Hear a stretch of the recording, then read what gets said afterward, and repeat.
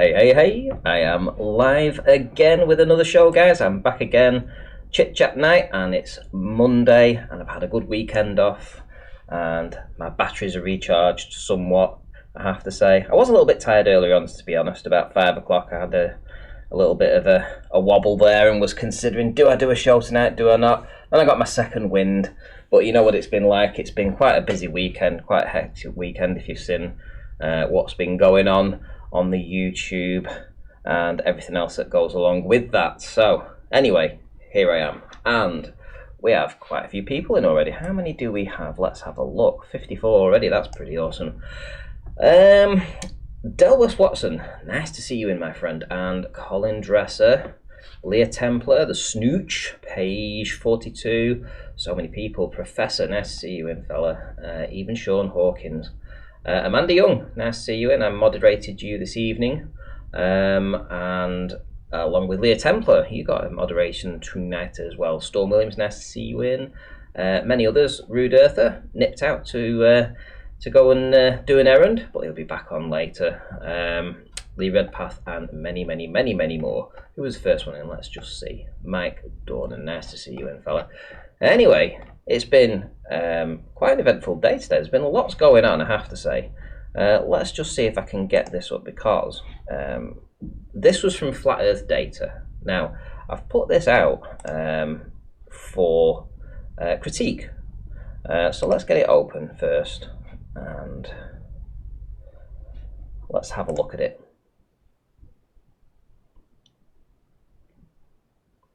It looks like a scribble to start with, doesn't it? It does look like a scribble to start with. However, you know, there is some calculations in here. Now, if you're familiar with calculations, you'll maybe see what's going on here. Distance minus the square root of the height times 1.22 equals d2. d2 divided by 1.22 squared equals h2. h1 equals the observer height. So this is a formula that Flat Earth Data has put together, and he just wants you to have a little look at that. It may account, you know, if it's correct, for bottom-up obstruction, you know, without including the Earth curve calculator. So in some way you could say it's a calculator for flat Earth. So, you know, if there's anybody out there that has the mathematical skills to actually look at this and perhaps do some calculations with it themselves, maybe put it in a program or something, be interesting to see if this actually works out, you know, whether or not we can actually put something comparable out to the Earth curve calculator, but just using optics. In which case it will be a first. And so, you know, massive thanks to Flat Earth Data for putting this together. Hey, we can only put it out there and ask the questions. You know, you put these questions out and people will answer yay or nay. It's all a learning curve, you know, it's all a learning curve. So if anybody wants to perhaps come on and discuss this equation, you know, give me a message on Skype. You can find me, Ranty Flat Earth, or you can send me an email, ranty@rantyflatearth.com. And, you know, if you want to join the panel, I'll bring you on Skype. And if you want to discuss this formula, I'd love to hear your side of what you think it actually proves or disproves. Put it that way. There we go. Who else? Oh, Amanda Young with the $5 super chat. Thank you very much, Amanda Young. Very much appreciated. Thank you. Ranty, address the elephant in the room. Is there an elephant in the room? Maybe you could elaborate on what that is. Euron Greyjoy. I'd be interested to know what that was. Ragnar Stefan Helledson says, it looks good, Ranty. Let's see if it matches reality. I think that's what Flat Earth Data wants to do. To be fair, he gave it me around about 4 or 5 hours ago. Something like that. I have passed it out, but now it's out to the audience. And oh, Euron Greyjoy, you're funny. And yeah, it's out there now, so you guys can have a play around with it. I'm sure there's some people that would like to get stuck into that and have a look and see. Lenny Harry says, no one cares, get on with the gossip and the drama. Wow, gossip and the drama, really. Okay, well, here we go. I've got some, let's have a look, see. In case you hadn't noticed over today, I've actually put quite a few posts out. I'll just bring them over so you guys can have a little look, see. Because this will be my community post. So, obviously, on in the centre here, 7 hours ago, it was an extras A through to G. The top left was an extra A up here, and then it was B underneath, C, D, E, F, G, H, whatever, G. And yeah, so these were to do with the filing the counterclaim and my defence against the accusations labelled at me recently. Now, this one hasn't had many people comment on it, to be fair, probably because I kept spamming so many things. They didn't realise that I'd even put this one out. So here's one that I'm going to show you guys, and you tell me what you think of this. So this is an extra B. Let's just let it pop up. Actually, maybe I should do it in, I'll tell you what I'll do it in. I will do it in the, here we go, an extra B, open with photos. This would be easier.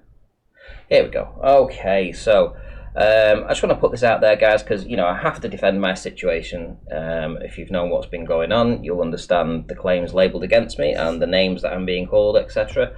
So I just want to make you people aware that there is this information out there in case you haven't already seen it. There was a Skype message sent to me by Roxanne during the live stream in question.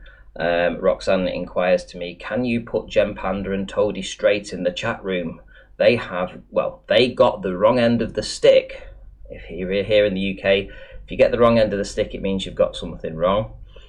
So Roxanne decides to address that herself because I hadn't seen the message myself. This was obviously later, I saw this afterwards. So Roxanne addresses it herself to the chat, this time to, let's say, Gem Panda and Toadie. So this is to Toadie and this is to Gem Panda. From Roxanne, Toadie, those big super chats were for Ranty, not me. And Roxanne the Globalist denied, Gem Panda, those big ones were for Ranty, not me. So, Roxanne is now suing me for these big super chats that she thinks are hers. I just wanted to point that out because there's a whole bunch of other stuff out there. I would highly recommend you go into my community tab, taking a look and making your own mind up, essentially. Okay, so let's see. Cleary says, put this in the Sleeping Warrior brain transplant for trust. Oh dear me. Well, look, at the end of the day, you know what Sleeping Warrior is like. He likes to just fixate himself on perhaps just one sentence or one line and take it out of context in regards to the entire stream, and then make some elaborate thing up about it being some kind of fundraiser, which it certainly was not. And then blow it all out of proportion, and that's essentially what's happened. And what I would say is, funnily enough, to the globe earthers here who've actually agreed with me on this. So it's not just the flat earthers, or the majority, a very high majority of flat earthers and globe earthers defending me on this, but it's nice to actually see that you're actually coming together and rallying around for support on that. So thank you very much. Just wanted to say that to you. And yeah, Cleary, you've been a star. I've been getting a lot of messages about you, my friend, telling me that you have been fighting the battle for me everywhere Sleeping Warrior is. You are, and you are putting up a stern defence. So thank you very much there. Darwin, I'll match Cleary and raise you 1 penny for your thoughts. Thank you very much. Thank you very much. Right, okay, so wasn't Gem Panda on here saying he watched the stream that night and he said they thought the donations were clearly for you, Ferranti? Yeah, he did come on the stream after and say that. The problem is, I mean, Sleeping Warrior hadn't even watched the first half of the show when he actually filed his suit under Roxanne's name. So, I mean, he didn't even understand what the show was all about. He just thought he could just run roughshod over me. But unfortunately, that's not going to happen. Okay, and Professor too, yeah, I mean, indeed, yeah, you have been hammering it too. In fact, everybody's been hammering it, to be fair. You've actually all been sticking up for me really well. I would say there was a fake Ranty out there in Arwin's chat a few days ago. I got notification of that there was a fake Ranty or something, and I haven't actually watched the stream yet, but I can assure you that I was not in Arwin's having a chat with him. So, you can rely on that for sure. Okay, listen, I want to play something for you guys. I really want to do. Let me get this up here, and I want to I want to play this video for you. It's only around about about 9 minutes long, but you might find it interesting. Now, a lot of you people may not have understood things that have gone down in the past. You may be new to this whole environment, but I want to play something to you guys now, and tell me what you think. Tell me what your thoughts are after watching this video. Here we go. Only takes about 9 minutes, but I'm sure you'll be interested in it. Here we go.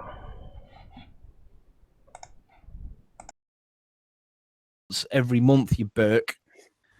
I bet you £1,000 solar eclipses happen every single month. The issue is we never see them because they're normally over the earth, normally over the water.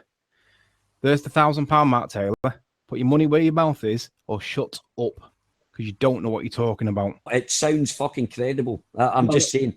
The confidence. Let me just be clear on the confidence. It's based on Mark Taylor saying that solar eclipses do not happen every month. Every single month they happen because it's orbiting the Earth. You have to speak grammatically perfect. You have to fucking know what you're talking about. Anthony, you claim that eclipses happen every month, yeah? Correct. Why do they happen every month, Anthony? Do we know what an eclipse is before we start? Let's define. Yeah, solar eclipse. Yeah, let's define it. What happens with a solar eclipse? Yeah, the moon travels in front of the sun. Correct. Yeah. And the reason why that happens is because of it going around the Earth once every 27 point summit days, right? Yeah. Now, the reason why you're going to argue that it doesn't happen is because of the ecliptic plane of 5% tilt, correct? Yep. Does the moon still pass in front of the sun? No. Yeah, it does. It just casts a shadow. That's no, it doesn't, Anthony. It goes above and below, above and below. That's why you don't get a solar eclipse every month, Anthony. Yeah, but we do get a solar eclipse. Because the ecliptic is on a 5-degree tilt. Yeah. So what that means is on the Earth, on the moon's orbit, when the moon comes around to where the sun is, at one time it's above the sun, then it's below the sun, and then when it lines up, it goes in front of the sun. Once every month, the moon will pass between us and the sun. No, it will not, Anthony. How many more times? I cannot be plainer.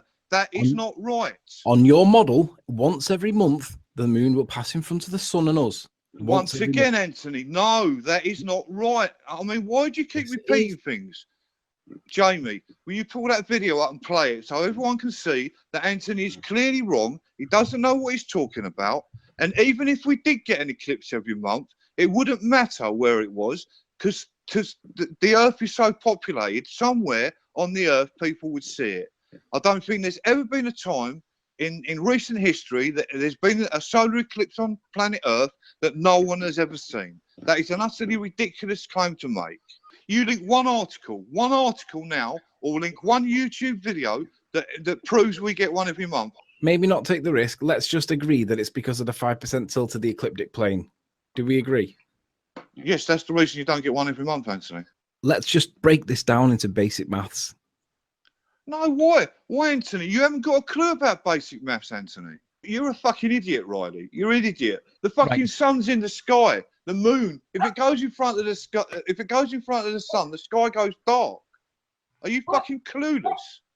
I just googled enough for me anyway, and I'll have to think about. But it's looking bad, Anthony. But as I say, no, it's not. I'm just saying. I says it's looking bad. I haven't sat and imagined it yet. I need to imagine if I'm there, but it's kind of not. It's no. Yeah, it does. It's just whether we see the shadow or not. That's it. Let me one article, and I'll transfer £1,000 into your account right now, Anthony. Just you haven't got £1,000 to do, man. Okay, well, you link one article. We'll soon find out then. Mark, I said I'm agreeing with you. I said it's not looking fucking good because on Google, the first thing it said why we don't get a solar eclipse every month, and there was just fucking millions of. I'm trying to get a 3D demonstration of showing what I want to try and see.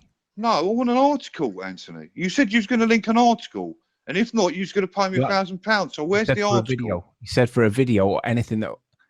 You're going to have to wait. I'm going to have to find you one. Hang on. So you can't find an article then? Surely if we get one every month, it should be fucking all over the place, shouldn't it? Right, I can't do it straight away. You'll have to bear with me while I find it. What do you mean bear with you? But you fucking fannying about for 10 minutes. What are you on about? Because I'm not getting a chance to do it because you're too busy arguing with me. Oh, well, you can't Google and fucking talk at the same time. I know where I can do it. No, because I'm trying to keep up with what you're saying. Shut the fuck up, put yourself on mute, and fucking link an article.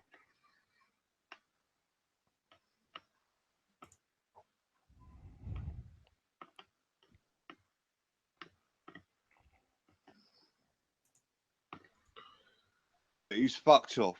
Look, he can't fucking Google and fucking stay in a hangout at the same time.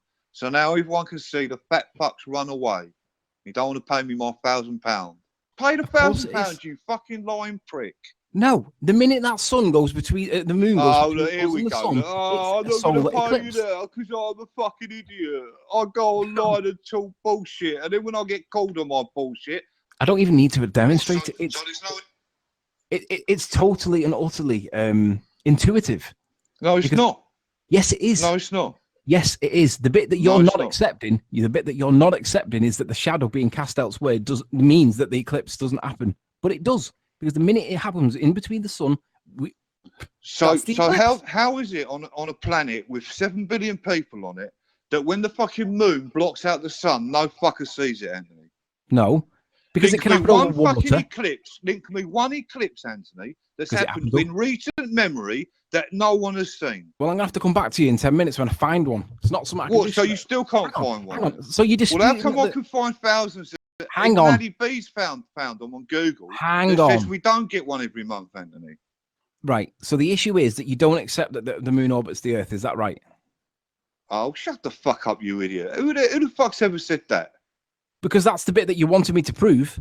All No, I it's not. I want Yes, you it to is. prove we get a What? solar eclipse every month, you fucking idiot. Yeah, and I can prove that. Well, come on then, prove it then. Link it. Link one. Link an article. Link a YouTube video. Right. Well, I'll have to come back to you then. I'll find one and come back to you. However, we still see an eclipse every month. No, you don't, Anthony. Right, Mark. You've said yourself that the moon goes a little bit above or a little bit below the sun, No, right? not a little bit. No, not a little bit. It's not a little bit. It misses the sun completely, Anthony. Yeah, but it's still passing between us and the sun. It's still No, an it eclipse. fucking doesn't, The only difference Anthony. is You the shadow fucking gets cast. retard. Every month, the moon goes around the Earth. Just over 27 point whatever days it is. 28 days, there you go. So every time it gets back to that same point at the beginning of every month, it passes between the sun and the Earth. No, The only difference is, nope. yeah, the only difference No, is the moon This travels. video's got fuck all to do with solar eclipses. You can No. you can clearly see it says the moon's orbit around the Earth. It's got Yeah. fuck all to do with solar eclipses. You're a fucking Right. idiot, Riley. No, because the point is it takes 28 You're a days fucking to go idiot, and around. you're also a dishonest idiot now because The now you're only fucking issue is you're that making it passes- bollocks up not to pay the £1,000. What? All it Basically is that. it casts a shadow around the Earth. But well, do you know, it's It's still an eclipse though because it passes between the sun and this us. is what that. Well, this is what it's going to. This is what the bait's. So I don't want to involve in it, but this is what the bait's going to go down. Going to end up going down to is the definitions. You can't link one article. You can't link one article that says we get one every month. All you've done is linked a video that talks about the orbit of the moon. I mean, how stupid are you, Anthony? Well, You're I'm that not fucking paying you stupid right that now, you're so on I'll YouTube probably- now saying that everyone's definition of a solar eclipse is wrong and you're right. But No. you can't link one article that backs what you're saying up. We get it all the time. It's Oh, when it's all the shadow- time now. So it's not just once a month, it's all the time now.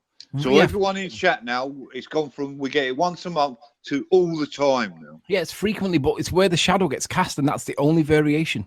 Just read out why the explanation tells us why we don't get an eclipse every month. A lunar eclipse occurs when the moon. No, not a lunar passes- eclipse. It's a solar eclipse. Yes, it goes on to. Right, go on it then. says a solar eclipse occurs when the moon's shadow falls on the Earth. They do not happen every month because the Earth's orbit around the sun is not in the same plane as the moon's orbit around the Earth. Yes. Thank you, Jamie. Yeah. So there you go. Yeah, Jamie's but just hang on, read hang out an article that says we do not get a solar eclipse every Because of month. the tilt of the moon. I agree. We agree at that point. So you owe me £1,000 then? No, because the sun still. What do you the mean moon no? still You said passes we in front get a of solar eclipse every month, Jamie. He's just read out, Anthony. He's just read out that we don't. So how come you don't owe me £1,000 then? because the moon still passes in front of the sun. It's just the Oh, shadow gets fuck cast off. elsewhere. You fucking dishonest Still an cunt. eclipse. What you fucking bet was that a solar eclipse doesn't happens every month, and I said It's it still don't. an eclipse. Jamie's just read out the reason we don't get one every fucking month, and you're The lying. minute the moon passes in front of the sun, Ah, you're a fucking we get it dishonest every prick, single Riley. month. What a fucking dishonest cunt you are, Riley. Yeah, well, Everyone same- can the same fucking can be see said. now that you're not a man of your word. You're a dishonest little prick. We bet £1,000. I was prepared to fucking pay that into your account today, right now. Link me one article. You can't. Show me the £1,000. Jamie's fucking linked it. Jamie's linked it. And he's read it out why we don't get one every month. And then you back down on your bet. So everyone can see now that fucking Anthony Riley is a dishonest fat prick.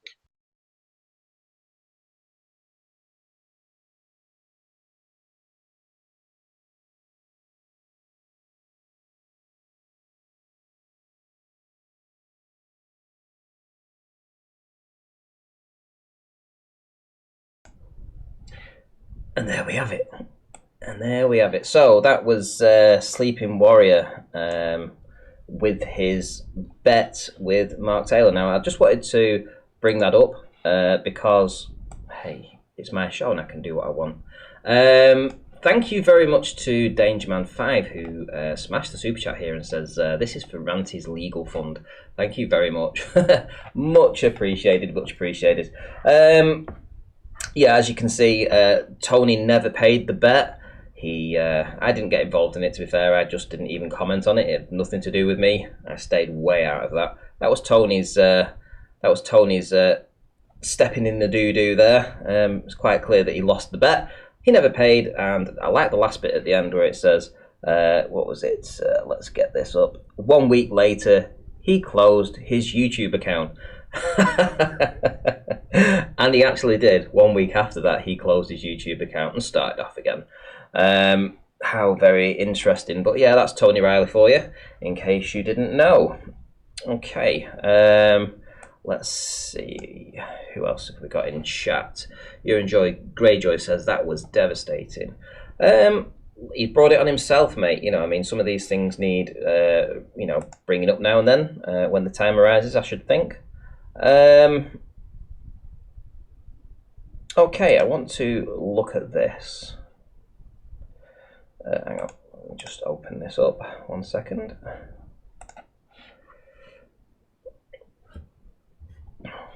So, you obviously heard from Mark Taylor there, in case you didn't know who he was.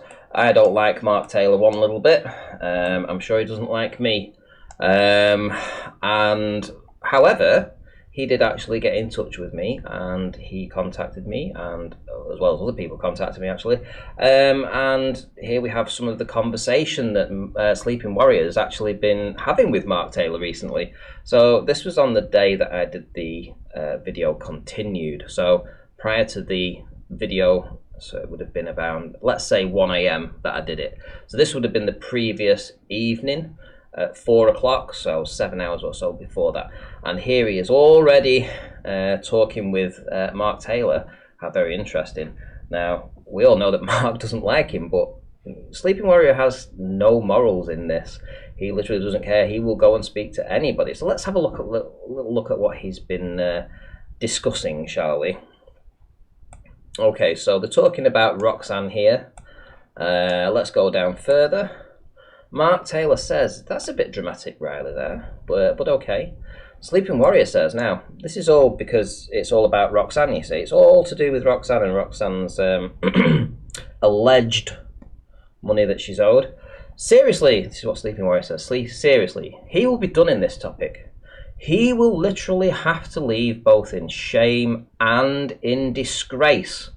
If I told you the damage you could do alone is devastating to him. If I told you the damage you could do alone is devastating to him. Wow, I mean, does that sound a little bit vindictive to you? I mean, at this time, you know, I wasn't going talking to Globe Earthers. I wasn't talking to Mark Taylor here. But clearly Sleeping Warrior had a different agenda. Now then, not sure why you think he's going to pay with threats, because obviously Mark Taylor thinks that I'm going to be threatened, and Sleeping Warrior fully agrees. Depends who the threats come from. Okay, so he's not too bothered, it's just where those threats come from. He wouldn't listen to you with threats, or me now, so he wouldn't listen to Mark Taylor threatening, or Sleeping Warrior threatening, but if someone he looks up to threatens him, then he will. So this is what Sleeping Warrior is saying to Mark Taylor. Pre this going public. Now, if you've looked at Sleeping Warrior and what he's saying in his comments quite a lot, he will be referring to the fact that he wanted to keep this off the line. He didn't want it going out to the public. He wanted to do this all, he just thought it would just be quiet, quiet, hush, hush. Does this look quiet, quiet, hush, hush to you? He's going to one of the worst trolls on Globe Earth, Mark Taylor, and discussing this and giving him all this kind of information, saying that there's threats coming my way, etc., and that I'll have to close my channel in disgrace, all this kind of stuff. Does this sound like somebody that's wanting to do this on the quiet? I say it isn't. I mean, it'd be the last thing I would think about is to go to a Globe Earther and do this, especially Mark Taylor. Because they don't know the issues, the facts, or the evidence yet. What evidence would that be, Tony? Would that be the evidence in which you provide a screenshot of an email you supposedly got from Sam Hain, who then comes on my show and tells everybody that he's never even spoken to you and that the emails are fake? Would it be that, Sleeping Warrior? I would say that it would be that, because you're talking about facts and evidence, but you faked your facts and your evidence, haven't you, Sleeping Warrior? Let's just bring that up. Let's see if I can find it. Where did I put it? 1 second. There we go. I think it was that one there. Open with. Let's have a look-see. So this is the email in question. So this is the email that Sleeping Warrior had been, the evidence and facts that he was handing out. This 100% for Roxanne never happened. Sam Hain never sent this message. Ever. That was never sent.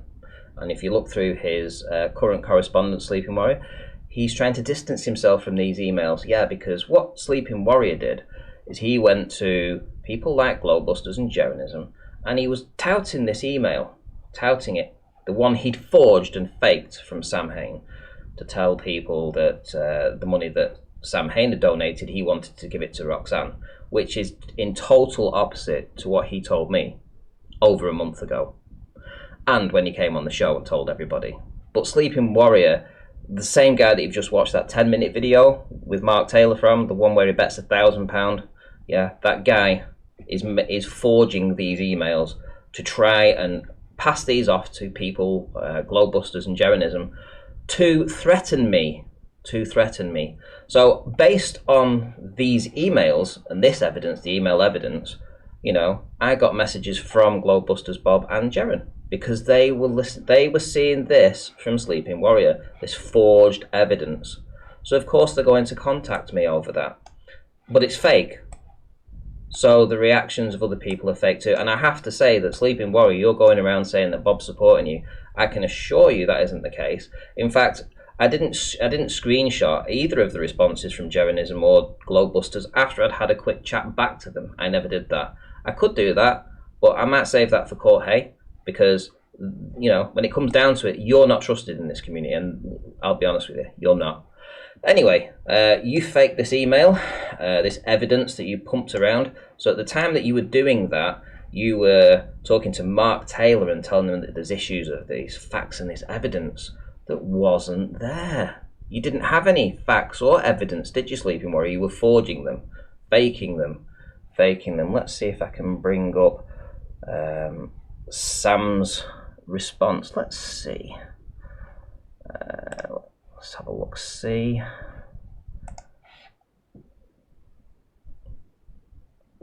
Okay, here we go. This is from Sam Hain. Sam Hain, on the night, just when I was about to either go live on my show or afterwards or before, just around that time anyway. Dude, seriously, this guy is mental. He's talking about Sleeping Warrior here. I sent this email, the one that he sent him. I sent his original email inquiring this morning to the spam folder, and I received the email he attached with your email just now. I didn't even realise what I was reading was supposed to be from me. He didn't even recognise it. Do you know why he didn't recognise it? Because he never wrote it. He goes on to say he's actually faking emails now, which is pathetic. I wondered why he was trying to get my email address, but it all makes perfect sense now. Now, this is from Sam Hain, the guy who made the donations to the show. And he's the one telling me, literally, that the guy is mental. You know, the same guy that refused to give Mark Taylor the £1,000, the same guy that forged the emails, the same guy that has a lot of other things going on right now that will probably come out very soon. Anyway, and yeah, so he's actually faking emails now, which is pathetic. Okay, so here we go. So the threats that Sleeping Warrior is talking about up here, these threats, let's go back up. So, but it looks up to threatens him, then he will. So he's obviously talking about somebody that he wants to threaten me. But threaten me on what? Fake evidence and forged emails. Sleeping Warrior replies, oh, he's fighting politely at the moment. Of course I'm fighting. And I was polite. I've never not been polite Sleeping Warrior. That's me. I am a polite person.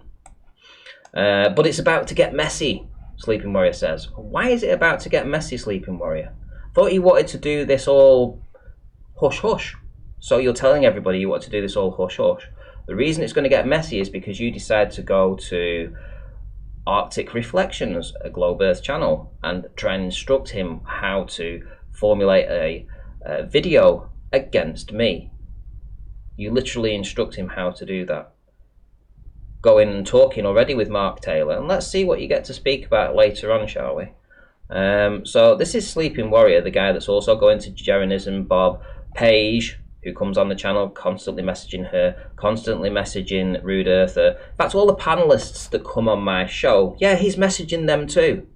And cheers Brandon Toy as well. Thanks for letting me know what he was doing as well. Because everybody's been getting it from this guy. He's been contacting everybody. And I mean everybody. Okay, Sleeping Warrior says at this point, he says he's paid it. Because I did, Sleeping Warrior, I did pay it. Let me bring this up. Open with. And this is another little lie of yours, Sleeping Warrior, that you haven't told your audience. Okay, so these are the super chats on the day, and I've highlighted the ones that actually have a mention of Roxanne in. Let's go down to the very first one, down at the bottom. So we had Good Servant with $1, no comment. Amanda Young, hey Roxanne, the globalist denier. I'm going to assume that that was meant for Roxanne, so I've highlighted that. Sam Hain. We've got Toady for Roxanne. We've got Toady. Had to do it in 2 parts. We've got Godzilla. Here's my $500 contribution, which is a Canadian $5, and another $493 to come over the next 50 years, again a Canadian $2. They were the ones that had Roxanne mentioned in it. Happy days. Let's have a look at what that actually works out to.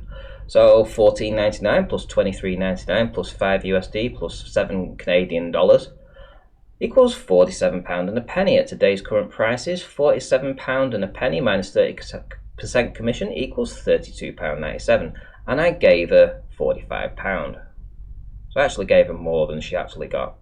Now then, on top of that, she also got a bunch of money in her PayPal, something that Sleeping Warrior doesn't put in any of his videos, because I was asking people to go to her PayPal and help her out on her PayPal, assist her there and then for immediate funds to go and buy shopping, food, water, you name it, gas, electric, things that were needed as an emergency.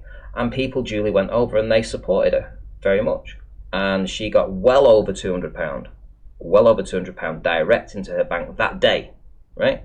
All of this money that you see on this screen didn't hit my bank for over 8 weeks. It took 8 weeks for this money to come through. But anything that was given to me for Roxanne, I gave to her. I gave it to her long before I actually got paid it myself. So I went above and beyond, gave her it early, and by the way, YouTube doesn't discriminate. It doesn't say that you can take super chats for other people. Tony needs to look up that. The super chats are for yourself and yourself only. You can't take donations for anybody on super chats. And if you listen to the stream, I never once tell people to smash the super chat for somebody else. Ever. That isn't what I did. I didn't do that. I directed people to her PayPal.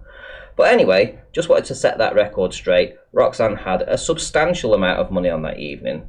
And the only ones in question, essentially from Sam Hain, we're clearing up right now. We want to get to the bottom of these emails, Tony. That's what we want to get to. So Mark Taylor then says, so he's passed the changeover but kept the large amount for himself.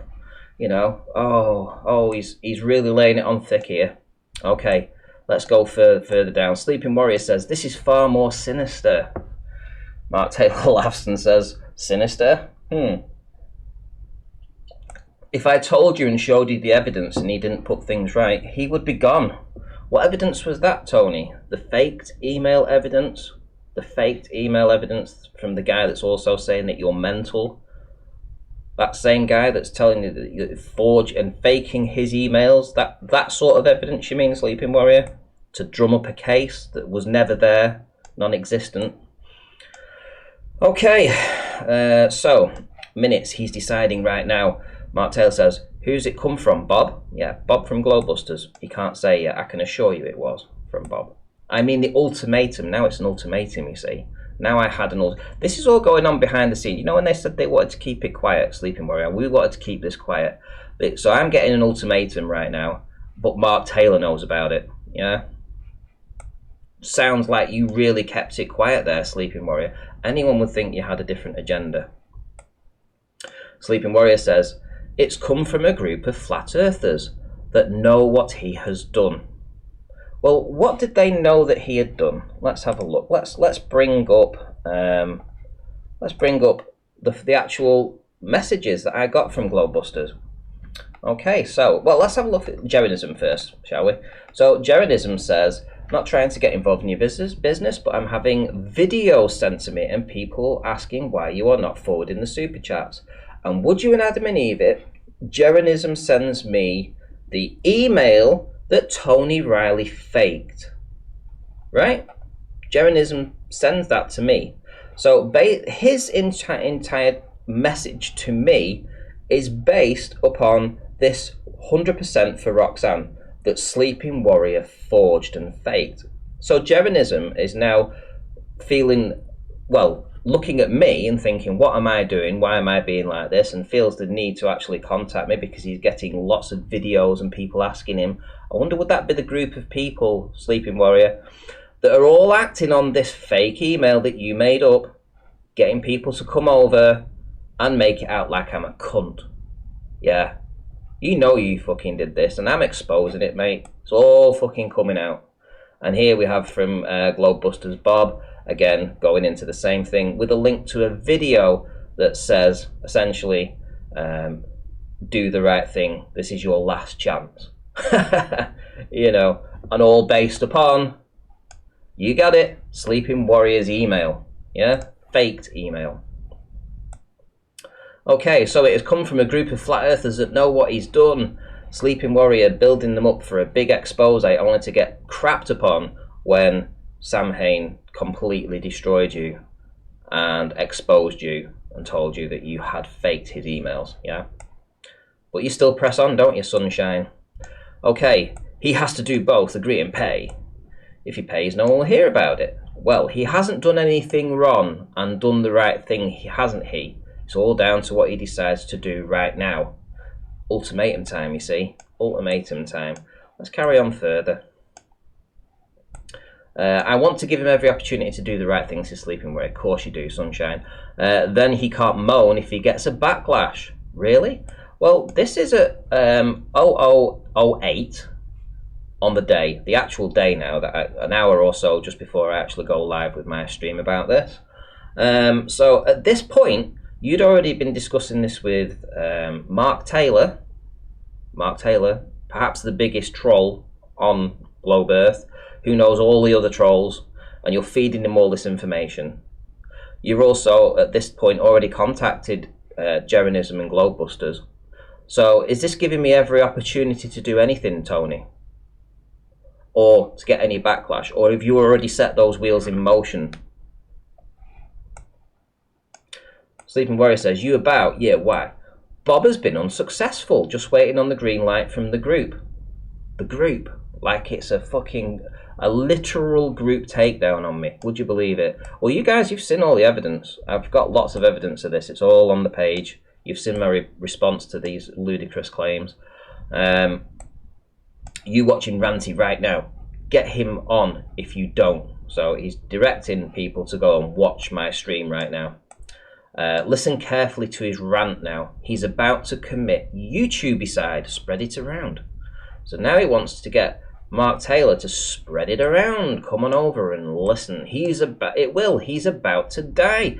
Tell your lot to watch this. This guy stirring the pot, guys. I mean, come on. You know, this is what this guy, all these videos that he's putting out, and he's talking dead soft, and he's this, that, and the other, and do the right thing, and he's a little snidey, snivelling little twat bag, isn't he? Isn't he? Look at this. Right. Sleeping Warrior, whatever he says, he's about to commit suicide any second now. Can you record it in case he deletes the whole hangout? After, but so it doesn't upload. I'm recording. So he's recording. He wants Mark Taylor to record. He's expecting me to commit suicide. Listen to this guy. This is the guy that wanted it all to be kept secret. But now what he's doing is he's wanting to expose everything. Yeah? And now he sends his famous email, the one he forged. He sends that to Mark Taylor. Yeah? Only to finally understand that Mark Taylor, after watching it, says he seems to have emails that contradict yours. And LOL Riley, it looks like it's your YouTube suicide. Didn't you know he had this? Well, I can assure you he didn't know I had this. And you know why? Because he never spoke to Sam Hain ever. So he had no idea that I'd already spoken to him or held a conversation with him on the telephone. A 30-minute conversation where we talk about this. Yeah? Got it all there, sunshine. Forging documents, not paying Mark. The guy that you owe £1,000 to and you go run into him. Like, who? I mean, for real? Oh man, it just gets worse. It gets worse. What else have we got? There's more. There's more. I just need to find it. Hang on, guys. It's not that. It's not that. It's not that. It's not that. It's.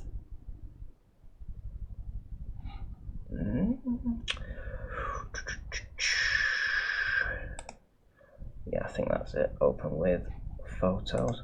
So in case you guys didn't know, this is what he was doing right down here. Let's go down here.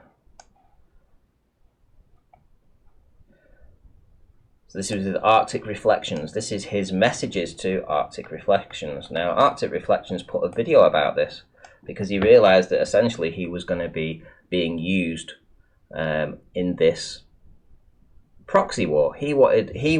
Tony tried to make a proxy war between Arctic Reflections and myself. And how he was doing that is he was contacting Arctic Reflections, right? And telling him all my misdeeds, apparently, all my misdeeds, and instructing him how to, he wanted him to go and fact check it yourself. The hangout was the 5th of March, which it wasn't, actually. You're wrong there. It was on the 3rd of March. Trying to instruct him how to actually format a video against me. The problem is, and I'll get to that in a minute, I would poke the bear, but he won't listen to me. After he's done 12 videos. He would poke the bear, but now he's done 12 videos. Okay. And lastly, he says, so please acknowledge this message so I can delete it as I don't want it being public for obvious reasons. Well, it is public now, isn't it? It's public now because I'm showing it to everybody. Now, it may have only gone to a couple of hundred people on Arctic Reflections channel, but I actually was directed to that video and I could see this myself. I've taken the screenshots. And if you listen to the video as well, I have to hold my hands out to Arctic Reflections here because he turns around and says, this is what Sleeping Warrior wanted me to do. I actually went and listened to the video, found out that he was talking utter shit. So now I'm going to expose him for trying to cause shit between Ranty and, expose him for what he's doing. So this is Sleeping Warrior going behind my back again to another Glober channel to try and get them to do a proxy war against me. Because it's not enough that he's got his own 12 videos out about me, but he wants other people to jump on this too. But people aren't falling for it. They're not rising up in hysterics to come and lynch me at my house, even though he's passing my address around, Even though he's doing that, is there anything that this guy won't stoop to? You know, it's what you got to ask yourself. The guy that wouldn't pay £1,000 to Mark Taylor goes to Mark Taylor. The guy that fakes emails is also going to Globe Earthers to try and get them to do videos about me. The guy that's trying to take me to court on Roxanne's behalf, with 90% of people telling him he's absolutely insane to do so because there's no evidence for anything, still pressing ahead with it. But look, I'm just defending my case here, guys. And some people will say that I'm talking shit. Other people will say, why are you doing this, Ranty? Well, because I have pride in the channel. I have pride in myself. I do this because it is something that I'm passionate about, and I'm not going to suffer fools gladly, and I'm not going to be bullied, and I'm not going to be told that I've done something when I haven't. And that's basically it. So that's my basic rant over. Let's see if we can get some panelists on. How's about that? Oh, I've had a couple of super chats actually. So 1 second. Aaron Armstrong says, "Great to see you back streaming, Ranty. Thank you for the $10 super chat." Darwin $5 says, "Ranty, please halt the screen to acknowledge the arrival of Mason B." Colin Dresser says for $1.99, shout out to Mason B. Mason B is very popular, I have to say. And Mason B for $1.99 says, "Ranty, it's been 10 days. Shout out to Darwin." Thank you very much. Right, okay. Obviously, I've not seen the chat, so I have no idea what people have actually been saying when I've been on this ramble. Just is what it is. Let's see if I can get Skype up. Here we go. Let's see who's around.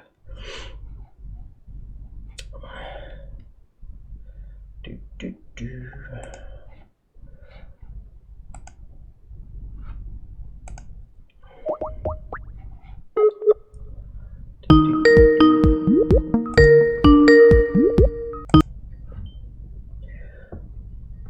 Julie Bennett says, "Good for you. Thank you very much." Who else have we got? The Snooch. Steady on, Ranty. Okay, let's try somebody else. Let's see who else we've got. Let's see if Rude's back. He may be.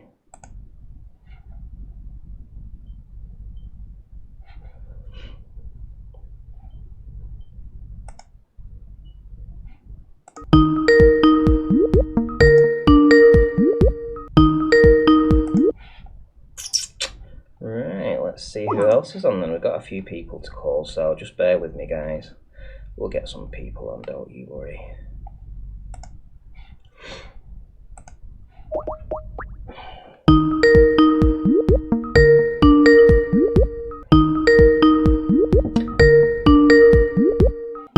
Mason B says, "Read the super chat." I did.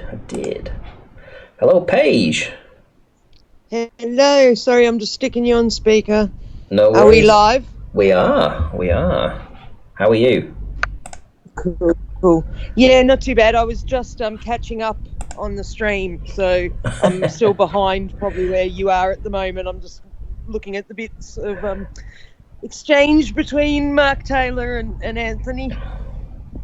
Oh right, yeah. Well, that's old news. If you've been if you've been on Flat Earth for a while, you'll know all that was going off at the time. It was quite embarrassing actually at the time for a lot of Flat Earthers. We tried to sort of like not get involved, and Sleeping Warrior stuck to his guns for about a week or so, and the next thing he's deleted his channel, disappeared for a time, and then he came back as a Sleeping Warrior. And every so often there was a stream, and he would be saying he would type lurking in the chat. That's what he would put. Yeah. Lurking. It's very ironic actually that he would put that. That must have all happened before I was even around, because I don't remember him being anything other than Sleeping Warrior. Like, who was he? Anthony Riley before? He was, yeah. He was. Ah. Yeah. Yeah, I missed all that. Thank goodness. B-Ball for Life says, "How about going over Stingray's video debunking Rude Earther?" To be honest, I can't remember what Stingray's channel is. I tried to look for that video. I tried to look under Rude Earther and find it. So if anybody can actually tell me what the name of Stingray's channel is, I'll have a look. Yeah, it was called Anthony Riley originally. And I think he's been nominated for Dumbfuck of the Year like every year since its inception, I have to say. And they expected him to win every year. They expected him to win every year, they did. Rhett Priestley for $10 says, I told Sleeping Weller that he has overstepped the line. Thank you very much, Rhett. He has indeed overstepped the line. And I have to do another massive shout out as well to Sam Hain, who actually went to my PayPal today and paid some substantial amount of money into my PayPal today. So thank you very much for that, Sam Hain. I really did appreciate that, and I enjoyed the conversation we had as well. And I'm glad that you agree with all the stuff that I put out on my community posts today, which you told me were very thorough and very professional. So thank you very much for that.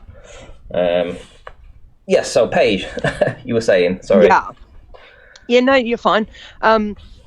When I was watching that video of him saying about the solar eclipses, I can kind of understand what he's saying, but if the moon passes like 5 degrees above the sun, you would literally have to be, a couple of Earth diameters above the Earth, looking at it from that added 5-degree angle to see any kind of eclipse. You wouldn't see it from the Earth. The angle would be too much. Yeah, well, there isn't a solar eclipse. There isn't a lunar eclipse every month on Earth. There isn't. That's it. No, because the moon isn't in the right. Well, regardless of angle, you're not.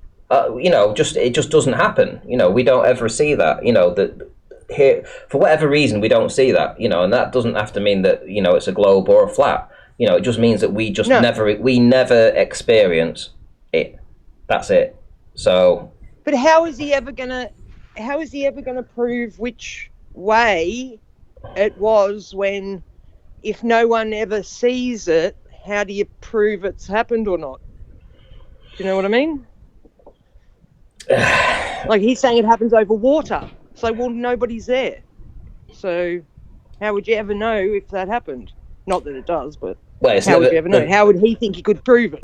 Well, it's never been documented. And, from all accounts, unless Sleeping Warrior was able to produce evidence there and then that backed him up, which he wasn't, it was very clear win for Mark Taylor in that instance. Cleary says for $2, Gee, he was... drink when Nicholas Roberts says flurf. All right, okay. Cheers, Cleary. Oh shit! Now that thought's just gone out of my head. I'm sorry. No, you're right. You're right. I've just woken up, so I'm still half asleep. Having my coffee. I woke you up, did I? Oh no! I woke up about 20 minutes before you rang. So this daylight savings kills me. I'm usually up, half an hour before your show starts, and now I'm up half an hour after it starts. So, what's the weather like in Australia now? Because here, it's bloody brilliant. We had a bit of a rain yesterday, but, the weather for the most part is really good. Oh, apart from it getting cold overnight because we're heading into winter, we're getting a few frosts. It's icy on the ground this morning. It's really cold. But we're getting absolutely gorgeous days, like blue sky, no clouds, no chemtrails. It's just gorgeous. No chemtrails. I saw one. Day before yesterday. It was ginormous. It went from one side of the sky to the other. The next day, total cloud cover for the first time in weeks.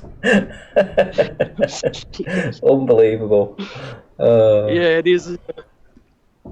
Right, okay, so BBoFlash says he sent Stingray's video in Skype. Okay, well, what I'll do, because Rude Earther will be on the show soon, I'll play the video when he's around. I think that's only fair. What was the challenge between those two? What were they discussing? Well, apparently Stingray's put a video out about Rude Earther's video. Now, I haven't seen it, so I have no idea which video he's talking about or which boats he's talking about. Okay. If it's more than likely to be probably the boats that we were talking about on the show, which already, we've showed that it's possible that they have outdated data or something on the boats, and it's maybe not the same, or something like that. But there's other observations. But there's other observations that he's done more recently that are clearly the right boats. that completely destroy that. So, I mean, if he's going to go back and argue about a particular observation, it's normally what they do. They pick on one observation rather than the bulk of the observations, and they cherry pick. But we'll see. We'll see what comes out of it. I haven't seen it yet, but I will put it up. So they've got their excuses for why they see too far. Yeah, it doesn't matter what you show. It doesn't matter what you show. It doesn't matter what you do. They just cry refraction. Refraction. But they don't. I don't get it. They don't have any straight lines to draw a tangent to the geometric horizon to then get their R value. That doesn't exist. So how have they got the R value to do their refraction to say they've been, bending light around the curve to see these things? Like a tangent is straight. It's a straight line. And all they've got is bendy, refracted lines. Yep. And, don't get... the rumpus, he came in and, he's done his stuff. But he can't demonstrate it either. I think because they've got, they've got so many things like NASA and, government agencies telling them, showing them these CGI pictures and telling them that it's a ball, that these little things that, if they didn't have all that stuff, they might think twice about it. But because they're in their head, we know it's a ball because we've been to outer space, we've taken a picture of it, they just don't want to look at what might be wrong with anything else. We know that the R value already because of something else. So that's how we get our refraction. So, but, it doesn't work that way. They're doing everything backwards. Yeah, the reverse engineering. We know it's this, and then we're going to work it out. The good thing is, I say the good thing is, people are looking into that, and it was interesting that Flat Earth Data put that equation out at the start of the show. Did you get a chance to have a look at that? Sorry, you just cut out. Did I what? Get a chance to have a look at the equation that Flat Earth Data put out today? No, I didn't. Was on the start of your show? Yeah, at the start of the show. Let's see if I can bring it up again. I rewound just to where Anthony started talking, so I didn't go all the way back to the start. Everyone comes in for the gossip, don't they? We're joined by Gleam. We're joined by Gleam. How's it going, Mother? Salute, sir. Wow. Salute, sir, and salute, Queen. Simple. Oh, thank you. Well, either way, I've got some more gossip to bring to the table, and it's nothing it's nothing major. It's completely minor. But I was on Jose's yesterday, and this isn't a Jose thing. I'm sure this is just a group of old men getting together and doing the old men thing. That's what they sound like. Yeah, that's it.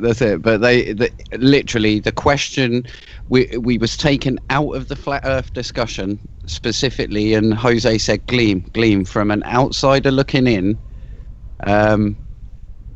do you think?" And this is the implication, the sole implication, because he kept on coming back to it. Yeah, he goes, "Do you actually think that Ranty and Sleeping Warrior have contrived this as a marketing campaign?" Who said that? Oh, Jose. fuck me. Jose, and I don't think it's Jose's thing. Well, I'll tell you it's not a very good marketing campaign if it is. I completely disagreed, and I completely said, no, this is genuine beef. This isn't fake beef. I mean, who would go as far as actually formally lodging an actual court case? But still, obviously, if you can understand in Discord, there's probably, what if? You know what I mean? What if this could be a little bloody hell? You know what I mean? And it's like, haven't we got enough shit going on without making up, more? This is the internet, though, Paige. This is conspiracy inside a conspiracy. That's it. The Russian doll conspiracy. Oh, fuck me. I must admit, though, I have to say thanks to Anthony for at least heeding my warnings on his videos, where I was saying to him, as a living woman, I am allowed to have an opinion about this, regardless of what the law says. I'm allowed my own opinion, and if you keep dragging me into this and making videos about me, then I'm going to have to do something. And that was it. He sort of said a couple of things and has left me alone. So, thank you, Anthony. I do appreciate that. B-Ball for Life keeps saying that the Stingray's video is in the Skype, and I've already said I know that the video's there, I can see it, but I'm going to wait until Rude Earth is around so that we can play it and he get his response there and then. Can I just back you B-Ball up for on Life that? is in every Flat Earth chat that's on at any time ever, so he obviously doesn't have anything better to do. He's itching for you to look at it. Okay. Doesn't have a life. Go ahead, Glebe. You had something to say. Was it about the video? Yeah, I watched Rude Earth's most recent one, and obviously, I mean, and Chris Berry does this, and I salute people like this. It's like when somebody has a complaint of ambiguity, yeah, they go out and do it again.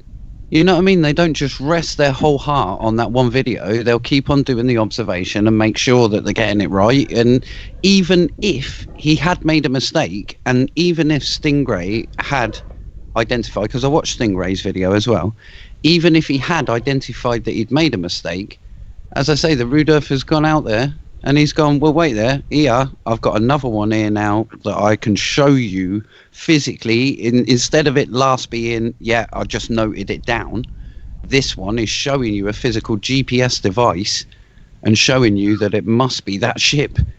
So put it this way, if Stingray hasn't tackled that new video, which tackles his video, then what's the point in going back over old news? Exactly. Yeah. Shout out to Mason B for the super chat who says, Ranty, Sleeping Warrior failed big time. Shout out to Cleary and Darwigin. Okay, well, going back to the videos, what you say, I mean, whenever you do these observations and you start off, you literally are a novice. You're a noob. When you first get your camera out and you try to do these observations, you really don't know your bearings, your settings, what to do. You know, I mean, it's really tricky. It takes you a long time to actually get comfortable with with these observations and stuff. And the first few videos, you might make an error or two, But like you say, the more you do this, the better you get. And his last video is awesome. Yeah, that's it. Well, he shows, and that's exactly it. Everyone learns like that. Chris Berry, I think, was one where he was doing the albedo under the clouds, Mount Rainier one, and the globe earthers themselves were saying, oh no, you haven't replicated it correctly, this, that and the other, you have to do it again. And he went back 3 or 4 times just to iron out all of their ambiguities until they finally went, okay, yeah, you got it right, you're right. And it's just a waste of time. It's just moaning for the sake of moaning. Well, Yes. I like it with Rude because as well, he's got drones as well that can go quite far out. I think he's got a drone that can go about 8 miles. So that'll be pretty cool once he actually starts to put all this stuff together, You know what's even more interesting though is that B-Ball for Life has actually got a drone, and B-Ball for Life was actually on your channel, Ranty, about a month ago, presenting something, which he said is Earth's curvature, and he didn't actually present it. What he said is go on my channel. And the whole presentation was about barrel distortion and where the horizon is in relation to the center of field of view. And because he reckoned he saw a curve, when you squash the picture up. Oh, yeah. Okay. Yeah. Oh, Squash. Yeah. Well, the curve went downwards, okay? Now, the horizon, because he thought this is how his brain processed it, because he thought, because it's below in the horizon and it arches upwards, this means that has eliminated any barrel distortion because it's in the lower part of the frame where it should be convexing upwards like a U instead of an N. Yeah? Oh, fuck me. Now, little did he know, and I don't know whether I can present my screen if that's okay. I haven't even got anything prepared. Okay, well, I'll let you find it first, and then I'll transition you across when you're ready. Yeah, I mean, what it was, if I do 100% here.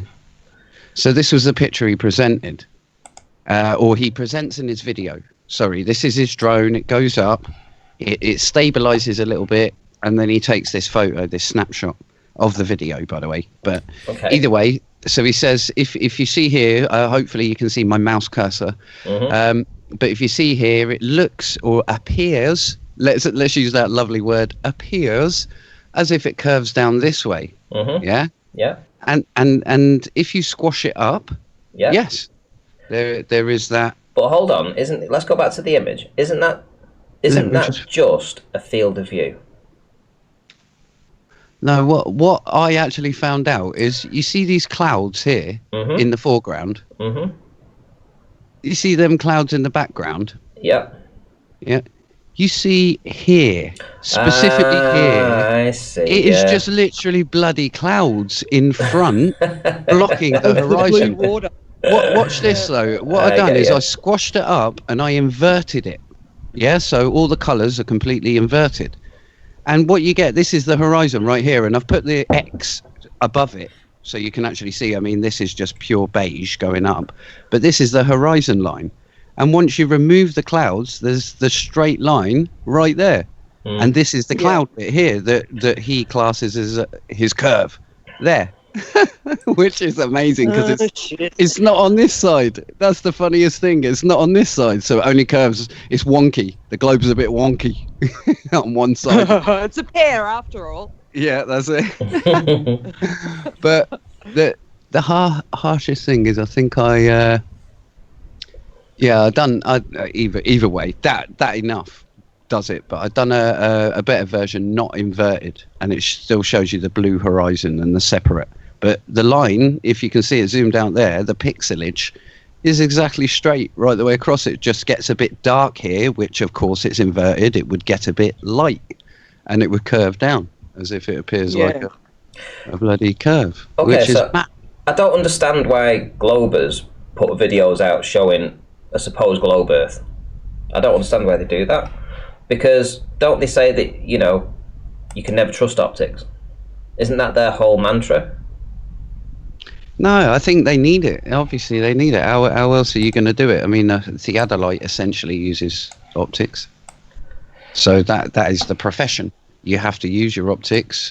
Even back in the days with all the measurements of the datum points and stuff, that was all done based on Polaris, just the angle to Polaris. So it's basic stuff.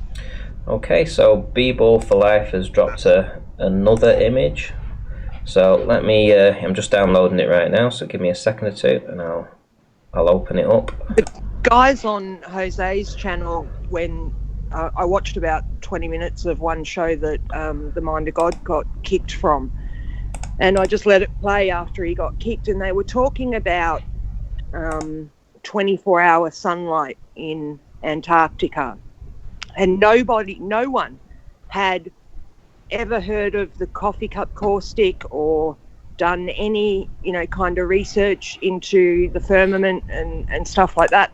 And I saw a video years ago showing how if there is some kind of like crystalline structure or something for the dome, then the sun could literally be outside the dome and being projected onto it. And they show you with an upside down bowl how you can take a flashlight and pinpoint the light onto it and move it around in a circle. So if something like that's happening, then the light we're seeing isn't even physically there where we think it is anyway. So how are you ever going to find anything out about it? What it can or can't do if you can't even ever know where it actually is. So it's funny. It's funny as hell that he's looking at this now and he's squashing it. But if you can see, the whole horizon line is misty as hell, for one. And the buildings, there's got to be some lens distortion there because the buildings are all leaning towards the middle of the picture. The buildings are leaning. Well, have you? Can you see my screen there, Gleam? Because I can see it. Yeah. He's put another image in. Mm. So I'm just going to run the light, the black line across. I'm going to lower it down and see whether or not it's a straight line or not. Yeah, I seriously wouldn't even bother, Ranty. This is not a clear horizon. That is misty as hell. It's very difficult to see. Hang on, let me see if I can adjust the contrasts on it. By The the harsh way, thing is Oh, that can I land just in the say, background. I've been out and filmed Liverpool today, mate, and the mountains raising up behind it, 40 miles in the distance. The hills that I can see behind it, 40 miles away, are only 1,250 feet high. So that video will be coming up tomorrow. By the way, it's rude, man. My voice is just screwed. Welcome, King. Welcome, King. I was just about to say that. Welcome. Yo, man. G'day, Rude. How you doing? I'm all right. A bit hoarse. Horses, of course. Oh, yeah. How's Mrs. Eartha doing? Yeah, she's all right. She ain't horse. It's just me. right, let's have a look. See, so That looks pretty straight to me. But the horizon could be anywhere there. You can't see exactly where it is because it's too misty. yeah, I'm gonna have to agree. It's not a clear enough image for me to make some kind of decision on that. I mean, yeah. Tricky. Can I just drop some? I've done this before, and I don't know why Globe Earthers keep on doing it. But if I can just share the screen and just cite some science to Globe Earthers, that is a paper that basically says yes, you can detect curvature at a certain altitude. So put it this way: if they don't believe this science, yeah, then they're not believing their own science, because The science doesn't prove anything. No, That's definitely what they not. reckon. But in this guy's and I'm sure he runs a company which is about optics, and what he did is he wrote a paper on how can you visually discern the curvature of Earth in that x-axis. Yeah, and he's basically saying, you know the old statement that Neil deGrasse Tyson comes out it's flat up there near the Felix Baumgartner's Yeah, that stuff is jump. flat. Yeah. Well, either way, this paper disagrees with that, but does actually present a scientific, thorough investigation into it. He's basically gone and interviewed pilots. He's done the maths on it. He's done testing with cameras to eliminate the barrel distortion. But essentially, what he's saying is that he has to eliminate all ground viewings and near surface viewings purely on the basis that you will never see a hard horizon. And he even cites previous scientists, I think they're called Eckhart or someone like that, Bohren and Fraser, who basically showed that an observer at an altitude or greater than a mile or less than a mile up can never see Earth's hard horizon. They will always see a misty horizon. Shout out to Kango for the super chat. It says, Ranty, if you had bought a weather balloon kit and a camera with a regular lens, would you send it up and film the curvature of the Earth? Well, yeah, I would, but I don't know why I would have to do it. Why would you send it to me? Why wouldn't you just do it yourself? But yeah, thanks for the super chat. But yes, I would. Gleam, you wanted to share something?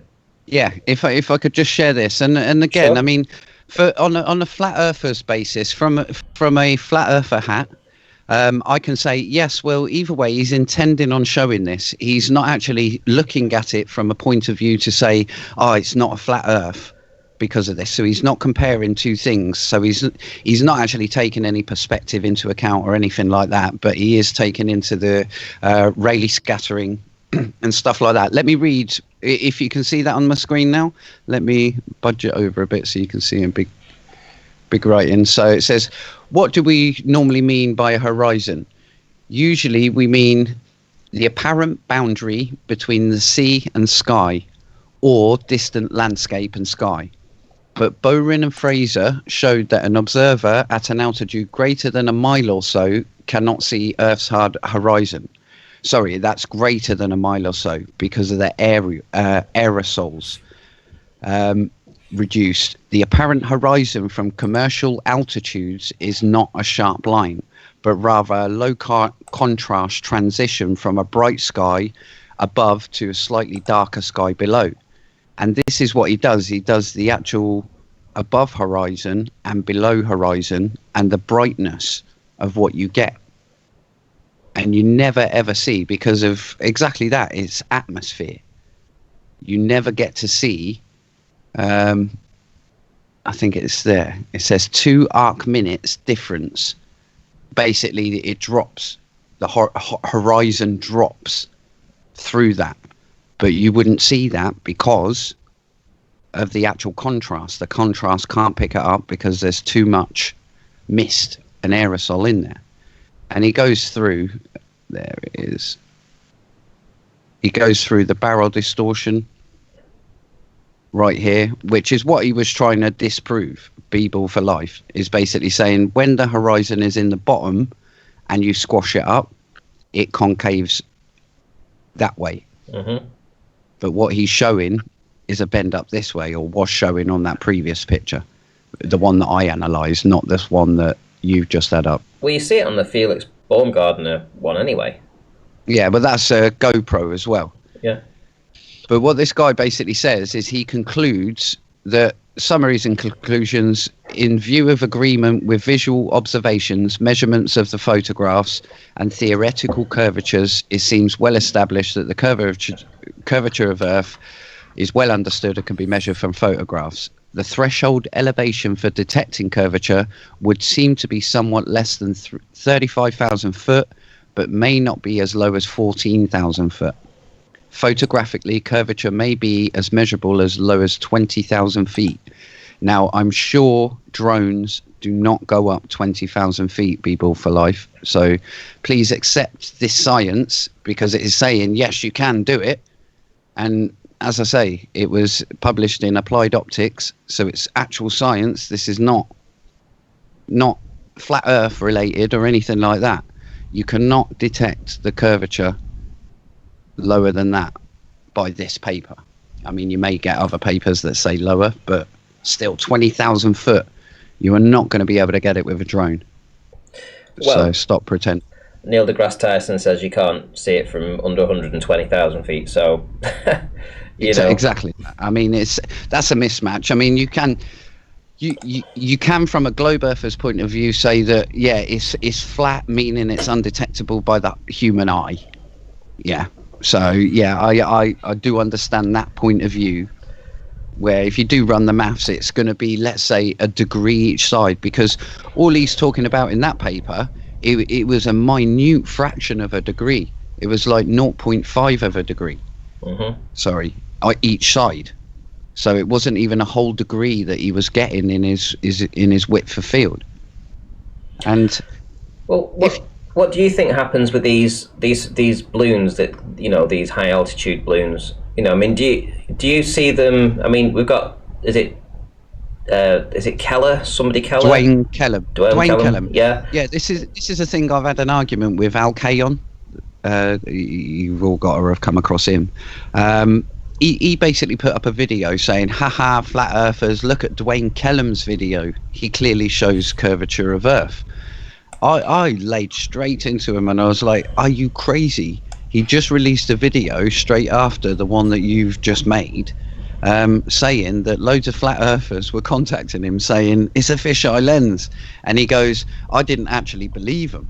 But I went back and looked through my footage and he actually shows all the different convexing, concaving and wobbling and, you know what I mean? So, yeah. yes. I mean, put it this way, I don't understand how you could get a curve anyway, because if you think of it, it's a circular disc of view that you're getting. So it should be, when the camera's going around, it should always be straight anyway, even on a globe. Have you watched his latest video, Glean, the one with the 3D camera? Yes, all around view. About this 36 minutes, do you see the sun up there? Yeah, I seriously didn't even recognise it was 360 degrees and I was just staring at the glare of the sun. But it wobbles a bit. It goes a bit weird. How the hell did he claim that to be 93 million miles away? When you look at an image like that. When it's so low. Yeah, but it had loads of glare on that. Yeah, and I know it did. Look a bit weird. But I like Dwayne. Dwayne's honest, put it that way. I like Dwayne. He was honest enough to say that. And Al Kay was still going, this is Al Kay's exact statement to me, and I find this so hilariously delusional, is he said, GoPro fisheye lenses only distort the curve when it's moving. What? When it's still, that does not distort it. That's lies. I got a video on my channel about that. It's only a 30-second video. I'm like, are you crazy? So how do the people do them ones where it looks like you stood on a 10-mile planet? You know what I mean? When they're holding the stick. That's one of them. That's one of them 360 cameras, isn't it? Yeah, no. The opposite way. It's a fisheye, but you put it on a stick and you point it down to yourself, and then it creates the fisheye. If you super fish like stood on a little ball. Yeah, exactly that. And that's staying still. So how do you get that? How do you get that effect if you're still? Okay, so here, guys. So Kango's given another super chat. So it's following on from his original super chat, which basically asks about if I was bought a weather balloon kit with a regular lens camera, would I use it and send it up? He then goes on to say the reason. I said, well, yes, I would, but why don't you do it? And they said, well, you need to do it because if I do it, you would say it was a fisheye lens or it's fake.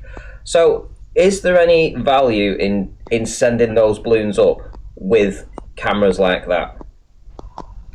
Is there a value in that, or is there something they're going to come back with at any point, or is it just wasted money?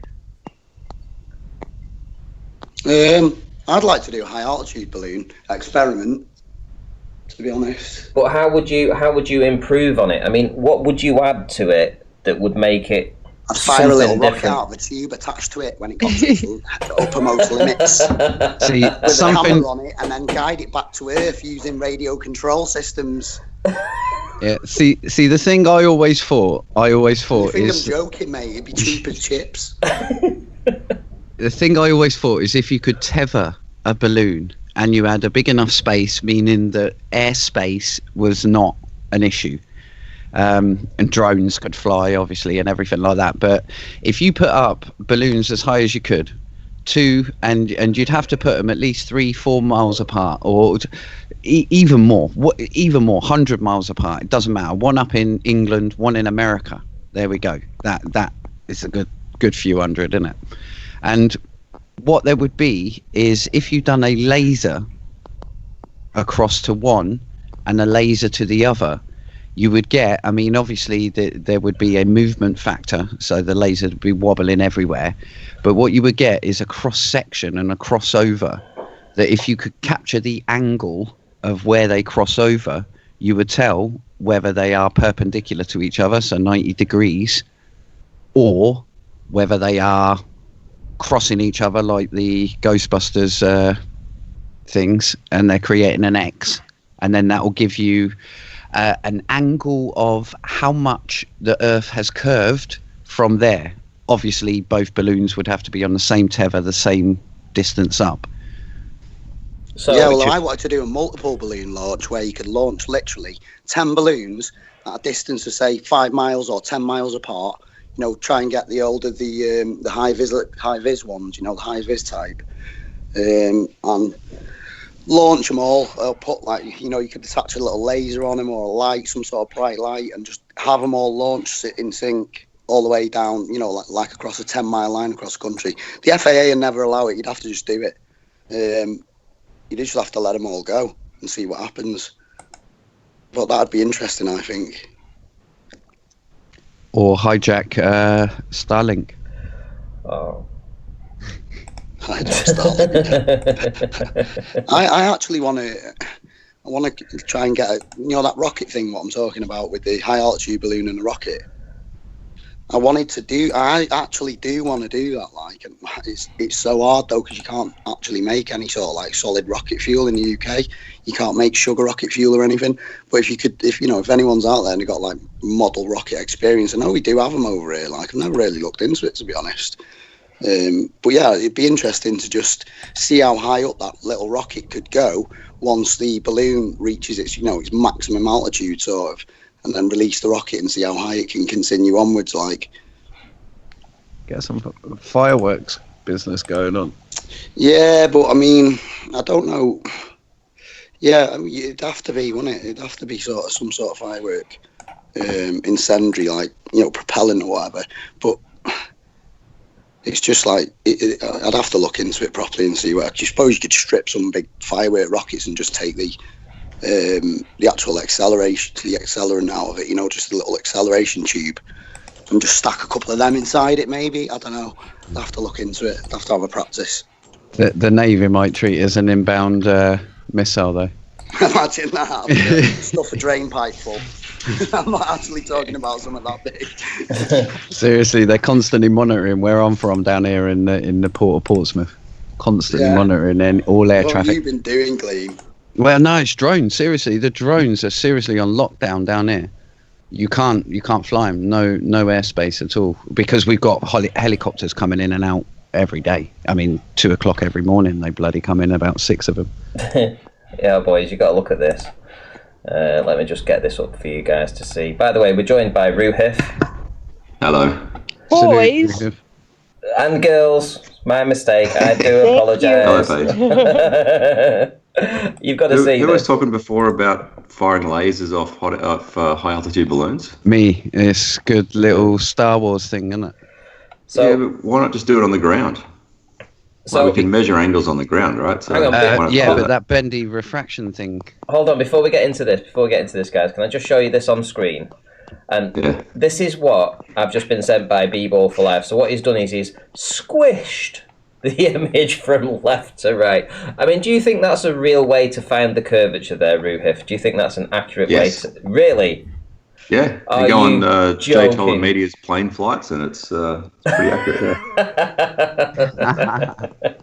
You're saying there's not a curve there? You would get the same result if you There's not a had curve. if you had a straight ruler and you took an image of it, you would get the same. Why is it disproportionate? Or There a is such a skirting thing board or anything. No, there is such a thing as barrel distortion, and you need to correct for that. I think it was do you guys remember Rory? Yeah, I put him out of he did business. I'm not sure that you put him out of business. I'd check his channel. Definitely did. Yeah, I think he just kind of got bored of it. He owed But me he had £5,000. hey. He owes me $5,000. Got bored of it. I'm sure you think that. Yes. Anyway, he did that great Horizon experiment. We had a straight, whatever it was, A level. straight level. Yeah, and did the same thing. Shows curvature left to right. Oh, that's it then. I'm off. We've proved it. We live on the ball. See you later, guys. Yeah. Where have you been on? You know, Mick West doubts that. Why? Have a look on Mick West's site where they're all talking about it. Yeah. Why does he doubt it? Go through it. There's multiple reasons. Oh. It's to do with his alignment, also to do with his the conditions of the day, and also on that previous picture, the curve was not proportional. It was more on the left than it was on the right. So, Well, that just means it wasn't perfectly level, right? or there was some other effect, like clouds more on one side. Clouds. Okay. All right. There's clouds in the picture.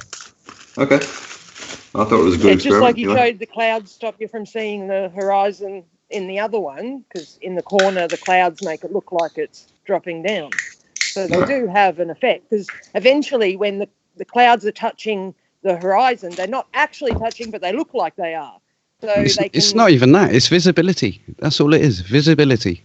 Second by second, you'll have a cloud of fog, not fog, but a very light mist fog, just sway over your scene, and you take a photo and it distorts it, and that's it. It's curve. It's got to be All right. curve. So, Right. It's crazy. why can't we measure angles to things, without having the wobbly balloon in the air? Well, that would put it this way: there has been laser tests across waters, and the laser has bent left, right, and centre. Right, close to the surface, right? Get away from the surface and measure angles to things. Would that be a valid test? Well, that balloon thing was getting away from the surface. Yeah, but it's unstable. Yeah. So when I say above the surface, I mean over a valley. So you get up somewhere high, you look across over land that is, or over air that is above the surface, well above the surface, across to something else. Have you done this, or I have. is this just a suggestion? Go on. No, I have done this. Could you present it? I can play my video. It's 20 minutes. Oh. Can you link it? I can link it. Give me a sec. So, do you want to explain what you did in the video and what the Let me conclusions were? find a link first. Hold on. Let me find the link first. Do you want me to put it in Skype? Where is it? All right, I'll chuck it in Skype. One sec. All right, there we go. It's in Skype. It's on my channel, obviously, and the title is J. Toll and Media One Epic Gravity Done Properly. So I went to California last year, hired a theodolite and took it up to the mountains. So I was up on the Californian aqueduct looking over the Lake Los Angeles Valley, whatever it's called, Mojave Desert, across to some mountains, doing some calculations to predict what angle I should be seeing for, a bunch of mountains that I picked, doing calculation for flat Earth and doing a calculation for the globe, and then actually measuring it. And obviously the calculations match the globe. That's the short story. The longer story is about 20 minutes and 42 seconds. Was there a plot twist where there was absolutely no laser? Because No, I just prefer my one. Star Wars, the Martin Luther King effect. Luke, Okay. I am your uncle. Is there anything wrong with just visible light? Yeah, the point of my exercise was to show a straight line laser and then two angles from two distances, and then it would create a parallax, basically. And yeah, it would be They'll unstable. cross rather than be. Yeah, that's the problem, right? Well, either way, it's time. There's a thing called time that you can have on your side and multiple views. How will you know that it's level if you're in a freaking hot air balloon? That's pretty difficult, right? You need a gyro up there at least.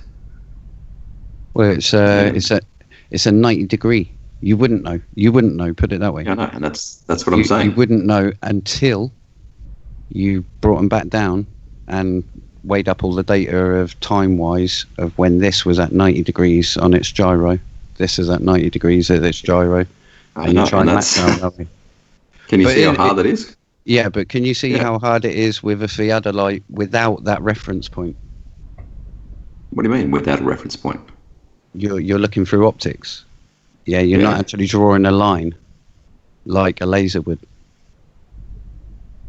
Is the light coming from some distant mountain not a line? Like, I don't understand what you mean. Does it not bend up there? Do lasers not bend up there? Where they'd be higher. What wouldn't they? distinction?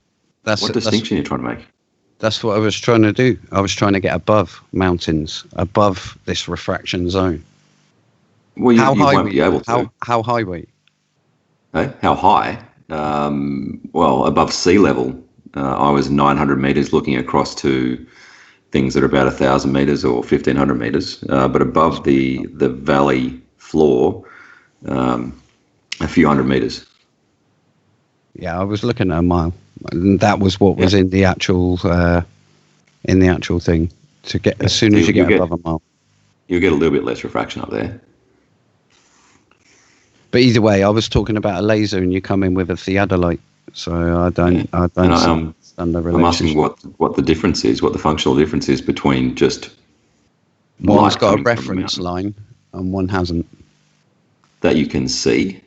One's got a scope that you're measuring. The other one's got a scope. Do you use that theodolite for work, Rudolph? No, I just hide it over in. Right, I'm going to get someone to yeah. come on and have a chat with you about these theodolites, mate. Someone who uses them practically every day and teaches people how to use them. Sure. All right. But you Not in understand. a big way. I'm just going to get him to come on and have a little chat with you, mate. Yep. Yeah, but you He's got about understand. 15 minutes though, so be quick. No, not today. Obviously, he's not here. Oh, not today. He's All right. working away, Okay. mate. He's working at the minute, like he's building Yeah. whatever he's freaking building. But as soon as I get time, I'm going to get him on to have a proper chat with you. That'd be cool. Yeah, Sure. he's already But said he would, like, so. Okay, that's cool. I know that I was using it correctly. I got to a point where I was, to explain a little bit. So to find the mountain that I found on Google Earth, like to find it in real life, I used the control tower of an airport and then used spherical maths, first of all, to How long is find the out. setting point away? Because, you know, How long is the setting mountain? point on a theodolite's only accurate to about 200 metres, you know. No, Incorrect. There it is. No. I'll text him now and just check. 1 minute. No. The light, the light coming into a theodolite doesn't know how far it's travelled. Okay, there is refraction. That's probably why there's a limit on it. But the light doesn't tell you as it goes through the lens how far it's travelled. So I was using the control tower for an airport as a reference, and then using spherical trigonometry to work out what angle I need to turn horizontally to get the mountain, and then adjust the vertical angle to see the top of it, and then compare that angle to predictions, and the measured angle matches the predicted angle for a globe and not the predicted angle for a flat Earth.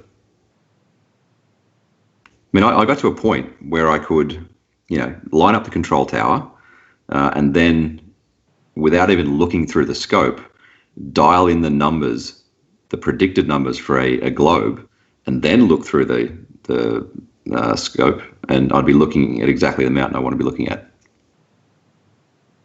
So what was the distance, sorry? How far away? It doesn't work like that over distance, mate. You need shorter targets. It really doesn't work like that. Well, I mean, you've obviously really done all does. your collimation errors, all of your errors for adjustment of perspective and your alignment. There's no and errors everything. with perspective.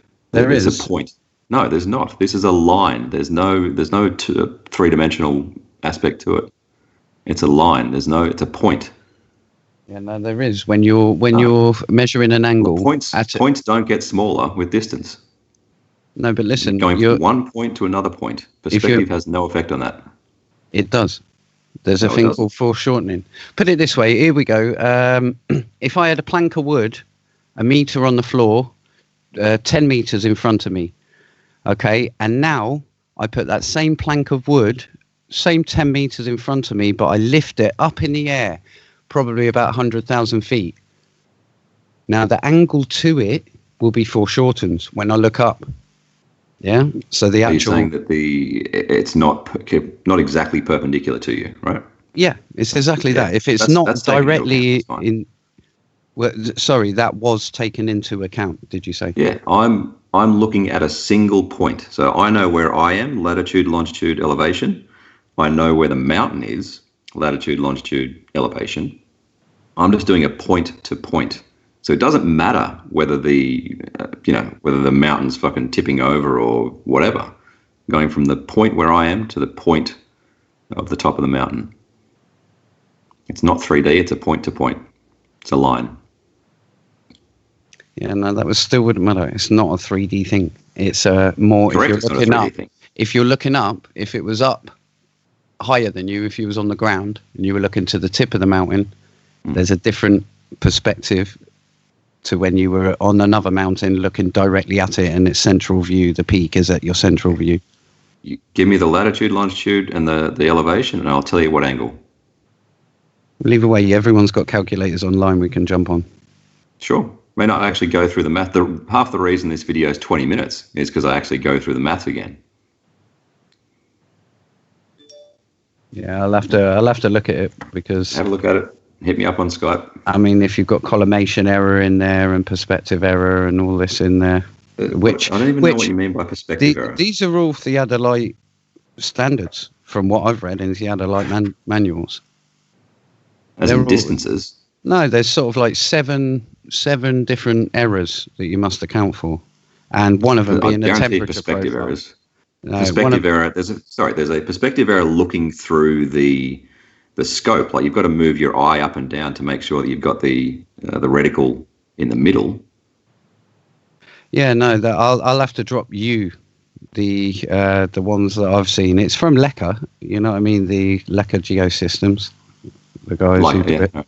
Yeah, and they literally list off there are about reasons. 7, and There are reasons why they don't do a great long distance. One of them is curvature, so there's that. But either way, I mean, did you take a temperature profile of the day? No, it was a hot day. doesn't The add reason to I got curvature. above That immediately. I mean, can I just ask why you Ruhif, okay, would go against what Mick West would put on his website? Do you know why he put that on there? Yes. Yes. Well, then tell me why I put it on there. Because temperature matters. Yeah. Temperature differentials Where does matters. it matter? He said Where does over it matter? water, but it matters over land. No, it matters close to the surface. Close to the surface. There can be an extreme temperature gradient close to the surface.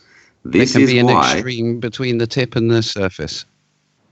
it's That unlikely, can be an though. inversion. That can The be an heat inversion. exchange. You've It's got unlikely when I'm a couple of hundred meters above the surface.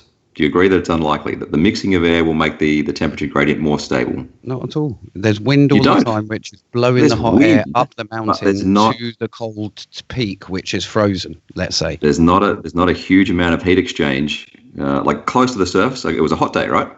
A huge amount of heat exchange happening Yes, so close you've to the got surface. convection going on. You've got heat coming off there, pushing Yeah. up the mountainside. The higher you get up, the more stable that is.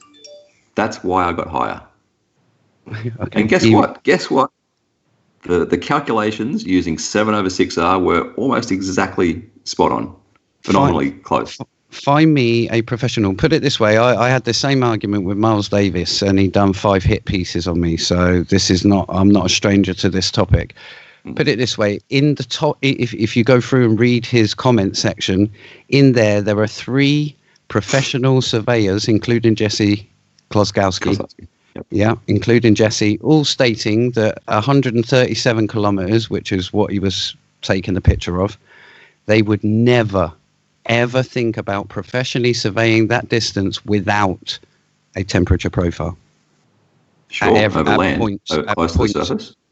Well, he was up high. He was up a hill, which was not as high as you, but he was 200 to 300 meters. And then the mountain he was looking at were thousands. Okay. Jesse Kozlowski came to my video and said, "You've done an excellent job." Mm-hmm. So, yeah. I high five that, but he did. He Clearly did did something right? Yeah, something. But he told me in the same way he wouldn't. And there was 2 others. I can't remember their name. One of them just uses a first name. The main surveyor. But they're on there. Yeah, the main surveyor came over and he's did one a of great them job as well. He was one of them. But he again told me, no, I would never survey professionally, being paid for. Professionally, probably not. Yeah, exactly. So this is what I don't. Why hold the double standards? We the don't want calculations- non-professional measurements. Yeah, why? The calculations that I did, like predictions, right? Just as an example, one of the predictions was a measurement angle of 0.357, and the glow prediction for the same mountain was 0.233. That sounds like a really small angle, right? With the theodolite, that's absolutely nothing. And yet I was like spot on with the 0.233. That's how accurate it was. But that means nothing. Put it this way: the model has been designed. I made a prediction for what the angle should be on a globe and what the angle should be on a flat Earth every time, incredibly close to the globe prediction. You saying that doesn't matter? It doesn't matter, no, because you've done it. That explains flat Earth for me. The reason, seriously, that explains flat Earth. No, you're being interrupting. Because I'll explain that. Because whose flat Earth model did you use, Ruhif? Because surely you wouldn't be using your own flat Earth model that's biased. A flat Earth model where the elevation, also not the elevation, where the plane doesn't change. So your flat Earth model, So we have to trust your flat Earth model is correct. It's not difficult. It's not difficult. It's not difficult, but everyone's looking for a flat Earth model that has never been made. Like no curvature. Come on. Well, we know to send everyone to Ruhif now. So to look no at this curvature. flat Earth model that he's got. So we have no curvature. You've got no account for perspective and no account for refraction. Doesn't need any adjustment for perspective. Brilliant flat Earth model. When flat Earth models perspective and refraction. That is cool. Well, would you like me biased. to add refraction in the flat Earth model and make it worse for you guys? No, because what would really make it worse is that you would add globe Earth refraction in there. Because you understand that the globe Earth has the R built into it. You understand? Or I could do predictions on a flat Earth and not have R in it. Please do, and come back, because I've never seen a globe Earther do that in my life. Well, watch the video. It's a year old now. Why, this calculation of R, 7.6R, yeah? Yep. But didn't you come up with a new calculation? Infinity over R. Infinity over. Well, no, that's when you're close to the surface, the temperature gradient can be extreme and can easily go infinite over 6R or infinite over R. Well, hang on, wasn't it greater than? Oh, yes, for the Black Swan, the horizon was slightly above eye level. So, yeah, concave. So that would be greater than infinite over 6R refraction? No, it goes negative then.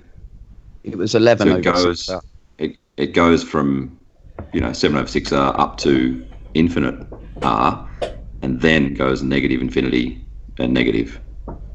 Did you see the formula that Flat Earth Data put out before? No. I've never seen an observation that matches the globe, ever. I've never seen watch a my horizon video. at 3.2 miles from the beach, ever. Watch Ever in my my, life. well, I've not lived from the it- beach. Like I've I lived it said, 38 years and I've never seen that, ever. when you are close to the surface, like doing it a fucking foot over the water, I don't know why you guys do that anymore. See, then?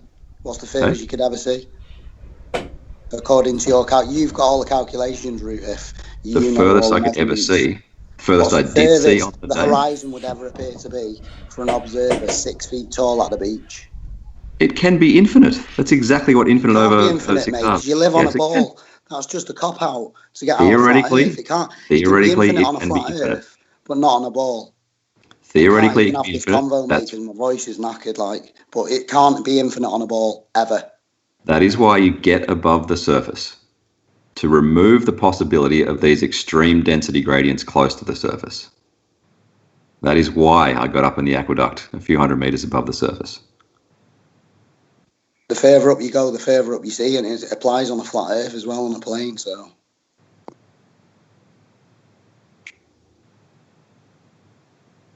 All I know, Ruhiv, is that it's exactly that. You need a temperature profile and you need to account for refraction and perspective on a flat Earth. You don't need to account for perspective for this calculation. Watch my video. Actually, I got to go in a sec. Watch my video. I will, Tell and me I'll try and and- break it down in the comments. Right. Yeah. That would be fantastic. Yeah. Tell me what's wrong with the math, and tell me where you would change it for perspective. Yeah. I'll give it All a right. go. Well, here's what I'll do, Right, there you Ruth. Here's what I'll do, Ruth. I'll For send you that. £50,000. Whatever. I'll send you the formula that Flat Earth Data's given me today, so you can have a look through it. Okay. Cool. We'll do. All right. I got to go. Catch you guys a bit later. See you in a Maybe bit. another day. Salute. Does Ruhiv try really hard to sound like he just sucked on a lemon all the time? Like he always sounds pissed off, annoyed. Never has any, nice tone in his voice or anything. No, he comes in nice. He just gets pissed off with what people say. That's what it is. And wouldn't you if they were threatening your whole belief system? Well, no, I didn't get angry when I found out about this. Some people, I suppose, if you've got a complex where you need to believe in this shit, then I suppose it might upset you. But you're not a flat earther, though, are you, Gleam? No. That's it. I don't know what anything is, Earther. That's my stance. None of us are really flat earthers. We're just globe skeptics. They've lumped us into being a flat earther because we say, well, we can't see a curve, it's flat. So then all of a sudden they have a flat earth model for us. It's like, hang on a minute. All I'm saying is I don't think it's a globe. Yeah, the only reason I'm still involved in this whole debate is 100% due to what just happened there. How can someone who's been in the scene, and he's been on the scene for at least 2 years of what I know, he's literally come on the scene, and he's saying, right, okay, I've done my calculations on a globe Earth, and I've compared it to a flat Earth. And he's fully knowing that he's compared it to his own flat Earth model that he's imagined up in his brain, and completely ignored that perspective is the thing that blocks stuff on a flat Earth model. So that's how it would need to work. You know what I mean? He's right because he made it up himself. So but he thinks he's right. He knows he's right because he made it up himself. That's Nathan's got that down pat when he says that. They think they know they're right because they made it up themselves. You know what's twice as funny though? I had the same argument with Al K, but literally on Jose's last night. Is If I was to put my flat Earth hat on and go to Ruhif now and say, right, look on my channel, I've got this photo called the Black Swan. Everyone knows about it. It's brilliant. Now I run some maths on the flat Earth, yeah, and it shows it a bit above the horizon because of refraction. And I showed it on the globe Earth, but I didn't include any refraction because I didn't take any temperature, so I don't know any about that. I can't be bothered with any of that. And it completely defies the whole globe. The geometry of a globe fails completely, so it's got to be a flat They'd Earth. be killing you. Yeah, they'd be like, come on, there's refraction there, you know there is. Well, come on, you know what I mean? Have some dignity and actually hold the same standards. You know, it's crazy. But Alkay's one was the thing funniest. with perspective. They Yeah. always have had this thing That's it. about perspective. You know? Yeah. I have arguments with them all constantly. The three things are perspective, refraction, and gravity. They're the three core things that is the core of this argument. Everything leads back to those things. So what's the three things again? Say again. So perspective, your refraction, they're coupled together because it's basically perspective and refraction on one side of the equation equals Earth curve on the other, and refraction, let's say, on the other side. Okay. So that's where the models would equate. And all it basically is just what is the mechanism hiding stuff bottom up. On a flat Earth, it's your perspective, your angle to that object, and the wave could be blocking it, as you calculated with Rumpus on the actual other black swans where it was hidden. And refraction can obviously change the scenery. And then gravity versus density versus and buoyancy, obviously. That's the only two core arguments that go anywhere, but none can be proven wrong or right. Okay. It's just a cycle. How good are you at maths, would you say you are?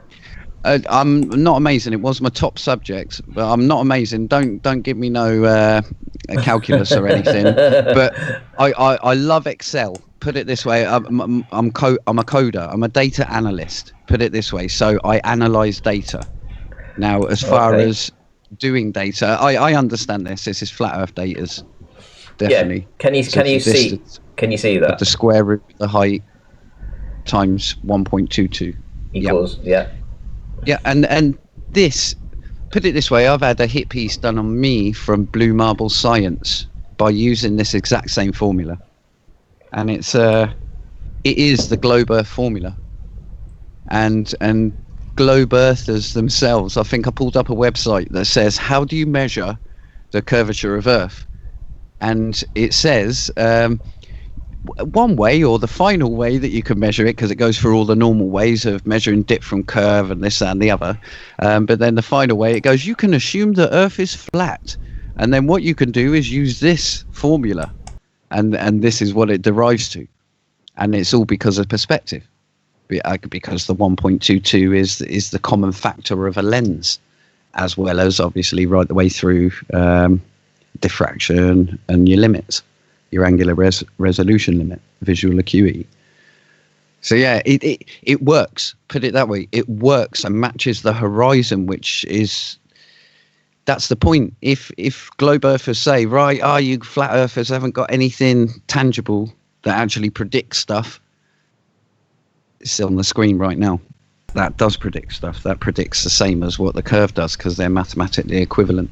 Yeah, and I think he was basically saying to me earlier that this is the equivalent of their Earth curve calculator. You could apply the same formula and get the same thing, but this is an optical bottom up obstruction. Mm-hmm. No, that's it. And Big Blue's point was you can't use this 1.22 because it's not. You need, because obviously in the diffraction formula, it's actually you need the frequency of light that you're dealing with. And he's saying you can't just make up your own. And then I cited a university that basically says no, in optics, 1.22 is a common factor for a spherical lens or a domed lens, and that's whether it be for the human eye, telescope, camera, and it fully lists that. I can pull that up if you need, but it's literally it's a factor. Put it that way. It's an applying factor. and it applies to a sphere Earth as well as a sphere Eye. It's just a change of concept. That's all it is. So, B-Ball for Life sent me a video earlier. It's Stingray's video. Do you know how long that video is? Yeah, it's about 10 minutes, I think. Right, okay. What did you think was the conclusion in that? Because he was essentially trying to debunk. He was saying that, yeah, that he'd marked stuff, and I couldn't Smart tell. on the boats. Yeah, Smart on the boats, but he already said, like, you know, that second boat didn't actually fully march up, but the first one did. Yeah, I mean, he did make it clear with what he'd done anyway. 100%. But it's neither here nor there. It's neither here nor there. You've done that second video, but which is actually showing the device on the screen, which is exactly that. If you've got ambiguity, iron them out, and that's what it's about. Well, what you've done is you've superseded that original observation with a far better observation that's more definitive. You know. Yeah, and now in my latest ones, I mean, I haven't uploaded it yet, because I've been out twice today to the beach. I've been once this afternoon and once this evening, and I actually cycled to my mum's as well this evening when the sun had gone down, and you could just see the orange glow on the horizon. I could actually see Isle of Man being silhouetted right behind Douglas Complex, mate. So I'm going to go back there tomorrow night, and I'm going to do some dusk observations, because Liverpool was completely lit up as well. You could see the whole thing. So I'm not going to produce a video now tonight. I'm going to go back tomorrow night, do them nighttime observations, and I'm going to add everything in and just do one big video like the day after. Did you get any observations of the Isle of Man? Did you take any photographs? Today. You didn't take not any today. photos? No. No, I was riding to me. It was this evening, really late, before when I was going to my mum's, like 10 o'clock tonight. But today, when I was videoing Liverpool and that, I got the mountains of Scotland were all visible along the back. I got them on film. I got the mountains up behind Liverpool on film. And like I say, I'm going to go back tomorrow. I'm going to catch that Isle of Man, because it's a long way away. It's 70 miles away, and where it's situated, I've noticed it's literally situated right now where the sun's going down. So the sun's got to be away. It's just the glow, like it silhouettes it on the horizon. So yeah, I'm going to go grab that tomorrow, hopefully, because the weather's looking like it's going to be the same tomorrow.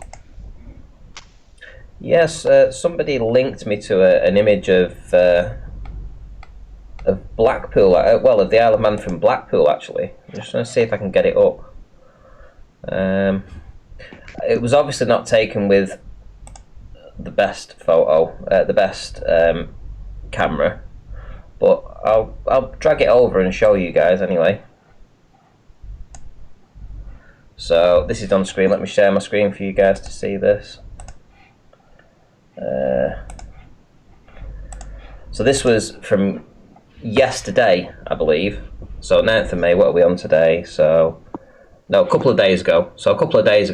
But there we have the wind turbines. This is and then behind it we've got Isle of Man. What do you know? Not the best camera, but it's absolutely the Isle of Man. You can see how, look at that. Look at it. Yeah, literally this evening it was silhouetted so perfectly. If it had even had my iPhone on me, I'd have been able to grab an image of it, mate. It was literally that perfect on the horizon. It was like a perfect shadow. But tomorrow I'm going back there. I'm going to grab it, definitely.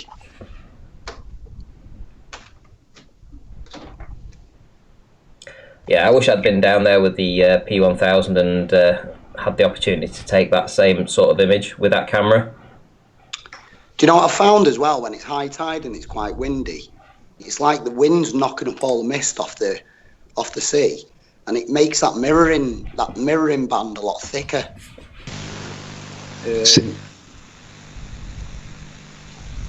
Got a bit of feedback there. What's going on?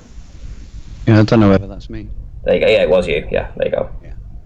Yeah, no, but I agree with that. And that was exactly what I was saying. There's that misty line in that picture there that just flicked off. Yeah, that's why it's difficult across water. Yeah. And that is what would be good. You'd be able to get a differential if you send the drone up.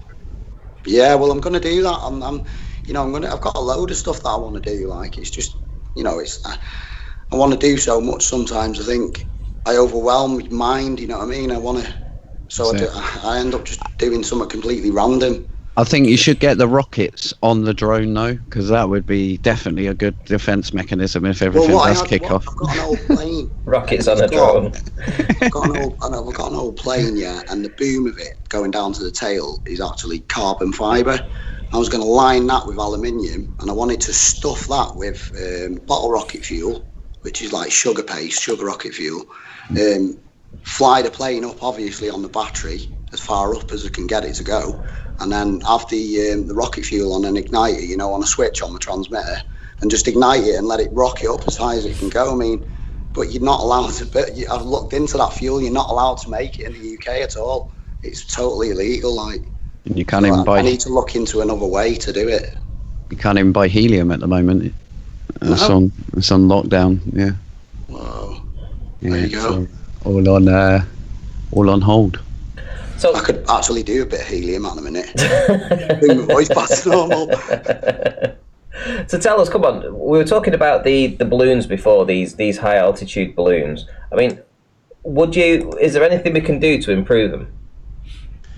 The high altitude balloon, I mean, there's a couple of things you could do. I mean, there's loads of cameras you could use. You could put the camera on a gimbal. You could have the gimbal actually controlled by the person on the ground. So you're using the gimbal from the ground basically as like a camera in the sky, and you can then actually move the gimbal around. You only need a UHF transmitter and a gimbal.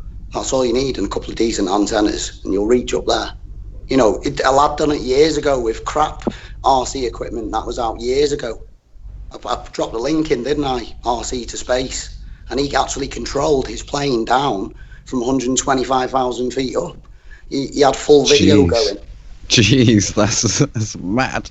Do you want me to drop the link in the chat now? That's mad distance. Yeah, yes, spam that in the chat. But the longest FPV, like civilian, you know, drone, RC plane model, if you like, the furthest distance anyone's ever made one of them go is 286 kilometres and back.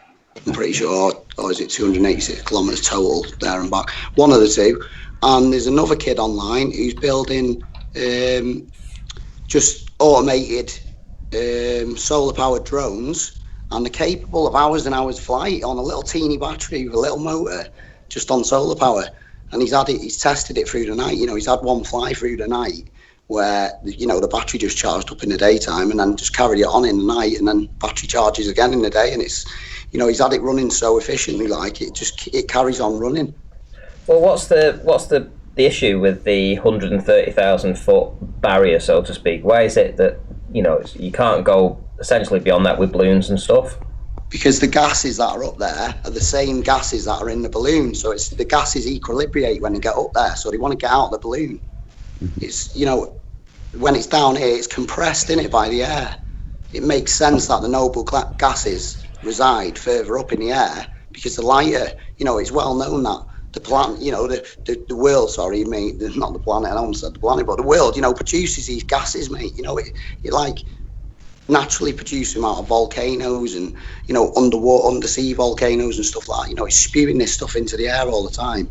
You know, it makes sense that the lighter gases make the way to the top. And there's got to be a difference between the skin that you use for the actual balloon, because it'll pop after a while, obviously. I mean, I had an idea of making, do you know, Ronnie, you know, you'll obviously know, mate, doing decorating, but do you know the Mylar stuff, what you can pick up from B&Q? The really thin stuff? Yeah. You could actually make a balloon out of that with just a load of that and a bag sealer. You know, like a plastic bag sealer, what you use. And just design your own balloon, mate. Make your own. You wouldn't have to even go out and buy an expensive balloon, then it'd just be the case of getting the gas. Well, couldn't you put a valve on these balloons? You know, the balloon, as it goes up, it gets bigger, right?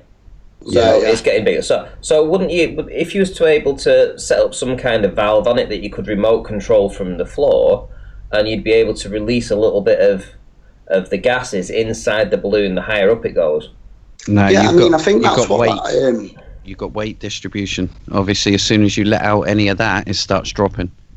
But that Professor Auguste Piccard, when he did that high altitude balloon, And sure, did they rise to about 137,000 feet? And the valves got stuck, didn't they? And they ended up drifting miles over to like Greenland or something. But I thought he was only 60-odd thousand feet. yeah, they had. What was it? I think it was 60,000 he was when he first went again. Right, okay. Yeah, but they had like a valve system on their little balloon thing. They were using nitrogen, weren't they? They weren't using helium, were they? Yeah, that's it. And that's what people are using now in their balloons. I think, yeah, because the nitrogen balloons go slightly higher than the helium ones because nitrogen, again, is a less dense gas than helium. So it makes sense that it resides a little bit further up in the atmosphere. So as the balloon goes through the helium, you know, it almost gets to, once it gets to the nitrogen layer, if it's full of nitrogen, then it'll equilibrate there. I mean, if there was another gas further up, I wouldn't doubt that the balloon would go further up again into the next layer, into the next gas till it equilibrates again. You know, I mean, what else? What other gases? I'm gonna have to look it up. What other gases like? I think it's argon's up there. I think argon's up there. Yeah, I mean it's what they put in that German blimp. What's it called? Yeah, that's a bit dangerous, though, isn't it? Yeah, I mean, but it's hydrogen. Hydrogen, that's the one. Hydrogen. Yeah, but wasn't it the skin on those blimps that did that? I'm sure it's combustible anyway. It could have been anything, mate, because he could have blamed it on anything. It could have been a spark from the engines or anything, because you think how much gas was in that blimp. I think it's the most combustible one out of them all. I think it's argon's up there, I think. Argon's Yeah, up there, right. yeah, I mean, can you turn the watch page off there? I'm just going to make a quick brew. I'll be back in a sec. Okay. Yeah, I mean, that's hydrogen. Hydrogen. Yeah, but wasn't it the skin? Professor Phil, can you turn the watch page off there, mate? I'm sure it's combustible anyway. It could have been anything, mate, because he could have blamed it on anything. It could have been a spark from the engines or anything. Right, Professor Phil, can you turn the watch page down there, mate? Professor Phil, can you turn the watch page off?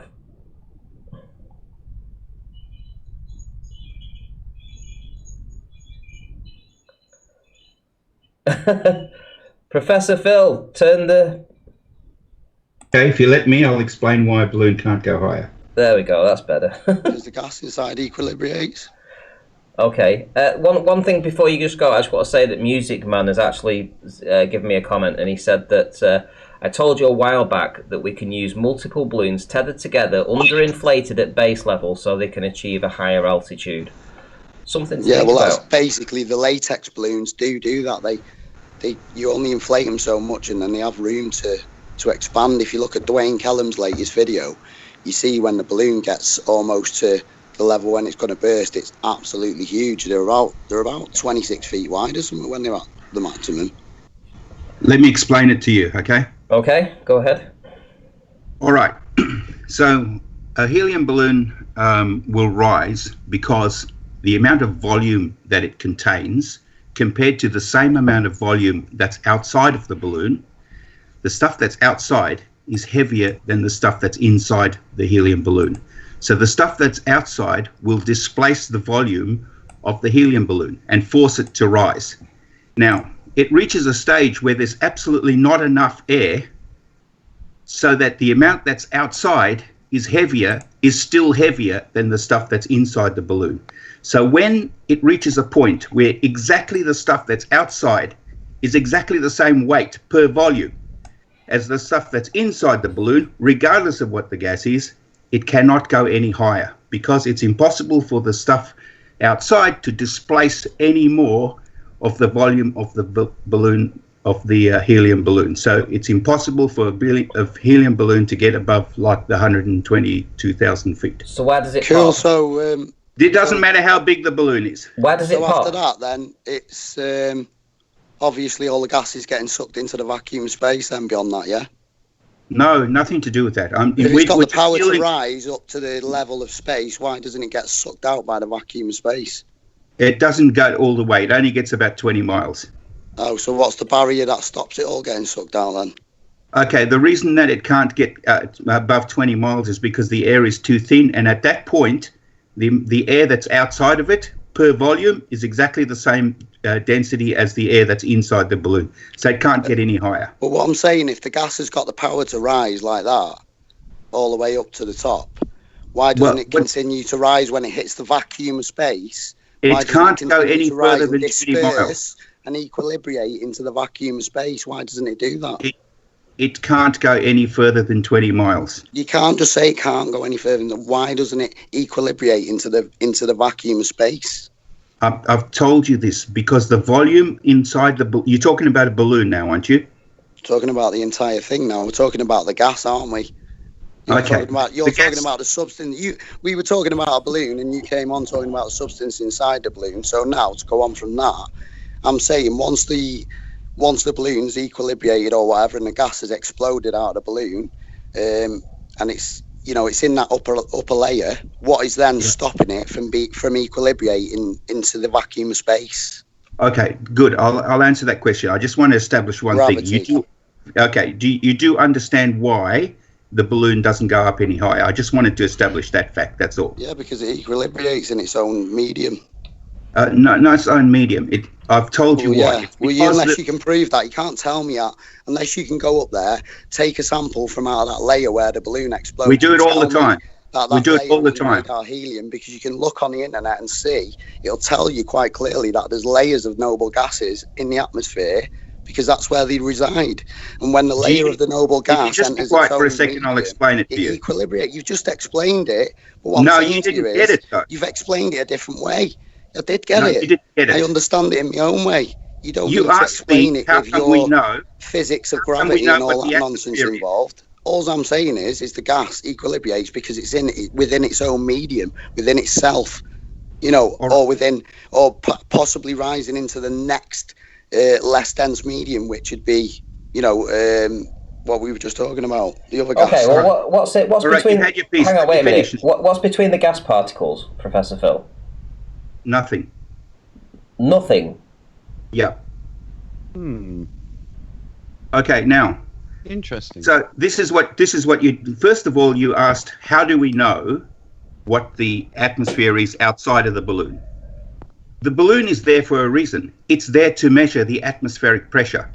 It's there to measure what gas particles there are in the atmosphere. But if you build it has an gas analyzer reading device, listen, just if you build stop. a pressure device based on the pressure at ground level, and then you take that device into a less dense medium, it'll register less pressure. Those things are designed to measure pressure. You could get a vacuum chamber. You could get a vacuum chamber, You could put the device. You could put a measuring device in there. Just you be could quiet for a remove minute. all the air, and then you could fill the vacuum chamber with the same amount of helium, and show that it reads the same pressure. If not, that device is only reading the less dense, the less dense gas. It just means that the gas is the medium it's in is less dense, mate. That's all it means. Unless you can show otherwise. Yes. Now listen, the instruments on the that are attached to the balloon. The whole reason why the balloon is there in the first place. The instruments are there to analyze the gas. Not only how much the gas is, but what gases there are out there. For instance, this is how we know what gases there are the higher up you go. Okay? It's because the instruments that are on the balloon. That's the purpose for having the balloon there. Well, at the level where a helium balloon, in fact, I'll Google this because I'll Google it myself because I'm quite capable. At 120,000 feet, what gases reside at 25,000 feet? I wonder. Mostly nitrogen. There you go. So it's equilibrating in the nitrogen, mate. Because the nitrogen's less dense than the helium. So the helium balloon's equilibrating in the nitrogen. Why do you think? No. What are you talking about? Helium is nitrogen is 14 grams per mole. Helium's only 4 grams per mole. What are you talking about? Nitrogen is 3 times heavier, nearly 4 times heavier than helium. Okay, so Right the Hand asks Professor Phil, so nothing is a medium that objects can be suspended in, ? There's nothing inside the balloon. There's gas particles, gas molecules. Okay, The helium gas, they're not actually molecules, they're just atoms, because helium can't form molecules. So the helium atoms are going around inside that balloon, and in between those atoms is space. That's all. There's nothing in there. It's just the molecules bouncing around and hitting the walls of the balloon that makes the balloon expand. Now, when it gets up around 120,000 feet, the amount of air that's on the outside of it for the same amount of volume is exactly the same weight. So in other words, there's much, much, much less particles of air in outside of the balloon than inside of the balloon. But I think once it reaches that equilibrium, it cannot go any further up. Yeah, that's it. I think the question he was asking was that, you're talking about these particles bouncing inside. Is it a medium that they're travelling through? This nothing that you're talking about, that they're bouncing between, that nothing has to be a medium, correct? No, it doesn't. So how can it bounce around nothing? It has energy. Yeah, that doesn't explain what it's travelling through, though. It's travelling through just space. There's nothing in between those particles. So is it nothing or space? I think that's what we need to be clear with. What we're actually trying to say here is it nothing that it's travelling through, or is it space? Well, space as in there's nothing in between two particles. That's so you can define that however you like. So it's a tricky question, isn't it? There's nothing. If he's alluding to there's some kind of medium in between the particles, there's none that we have any evidence for. Rubbish. Okay? Sorry, Paige, I'm the scientist, not you. Okay. All right. There's nothing that we have any. I was a bit condescending, Phil. Look, she said rubbish. Okay. She said rubbish on the basis of no knowledge at all. I know, but I'm the scientist, not you. We're all scientists, mate. We can all make our own. We can all make our own assumptions. Well, I can tell you now that I have actually done the measurements. So I'm saying this is not rubbish. Okay. Okay. So if you want to know, the main thing you wanted to know was why the balloon stops at 120,000 feet. That is the answer. So the little particles inside the balloon that are bouncing around to blow the balloon up and give it pressure are hitting the walls of the container they're in, aren't they? Correct. And that's what causes the pressure inside the balloon? And they're not only they also bounce against each other. Bouncing against each other doesn't cause pressure. Oh, yes, it does. Yeah, no, it won't. No, it won't, because you can have have two because you're the particles expert, Paige. That's because you're the expert, aren't you? So it says said that. the upper atmosphere is made out of ozone. So Paige, where did you get that evidence from that they don't? That what doesn't? That you said you said that they because you need to have doesn't create pressure. You said that. Where did you get that evidence from? How did you know that? Is that something you just thought of?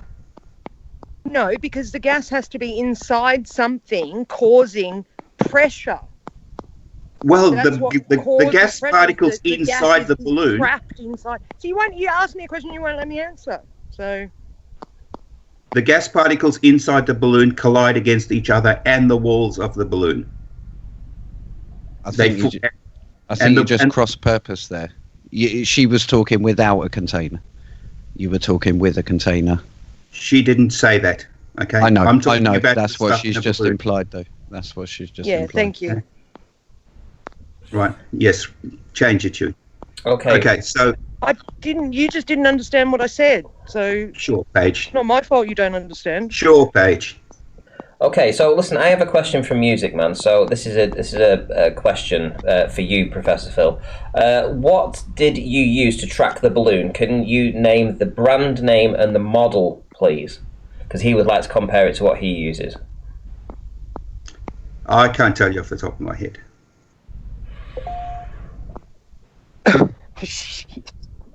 We've got an expert coming in telling us that he's going to explain everything, but can't answer. No, I don't. What I'm not. Equipment he's using. The equipment, Wow. the equipment that we use, if I recall, the stuff that was measuring the pressure was made by a company called Foxborough. Dr. Phil. Why not just say that? Dr. Why say I Phil, don't man, know? you But I don't recall what the balloon, who made the balloon, or where that came from.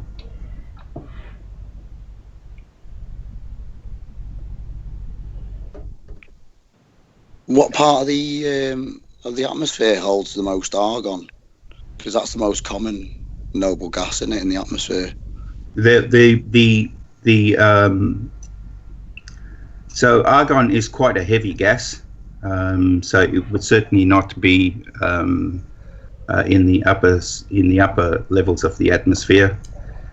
Argon. Let me get my periodic table out, so I don't try to keep these things in memory. Argon is 39, nearly 40 grams per mole. Compare that. That's 10 times. That's almost exactly 10 times heavier than helium, and at least almost 3 times heavier than oxygen and nitrogen, which is 14 and 16 grams per mole. So you can see that argon is quite heavy. I'm glad you had to look that up because I didn't know it. That's all right. I don't keep those things in Nah, memory, that's but I it. have my That's periodic it. table I right in love front it. of me over here. So. I love it. I love it. I love that.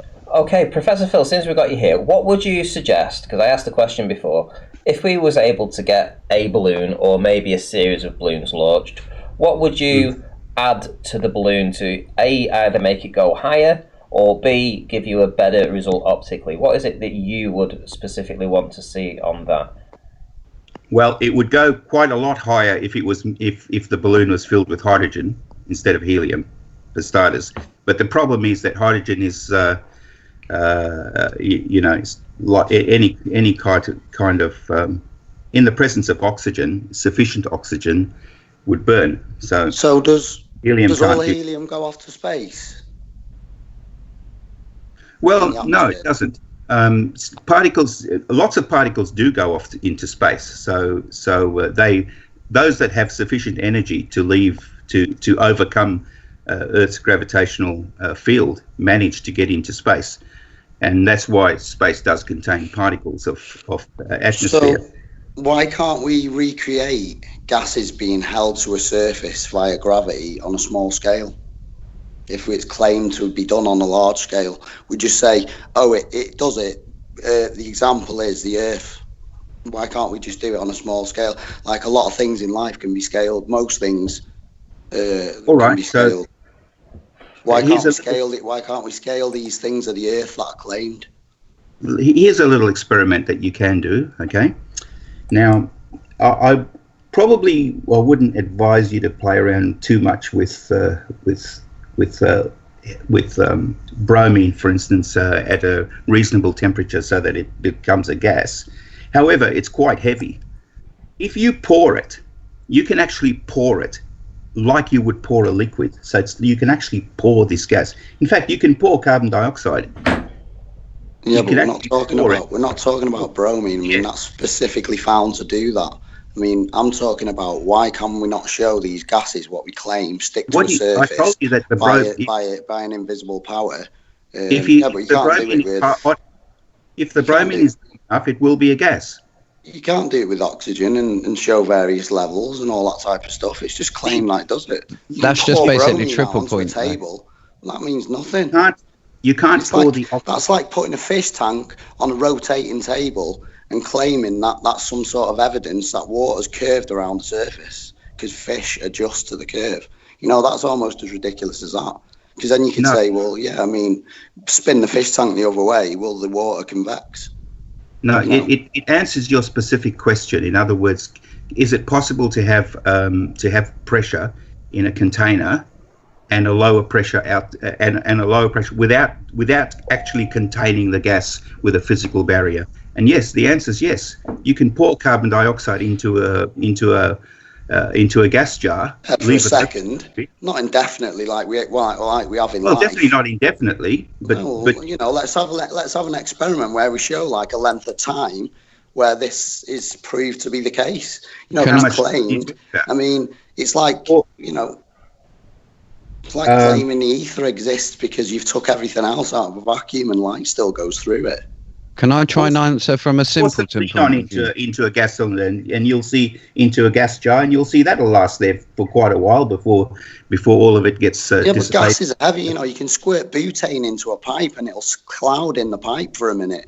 It doesn't mean that it's being held there by gravity. It's a demonstration of what you're saying, and then it's dispersing as it warms up because it's cold gas. It's a demonstration of demonstrates what you're saying. Relative density. That's all it is.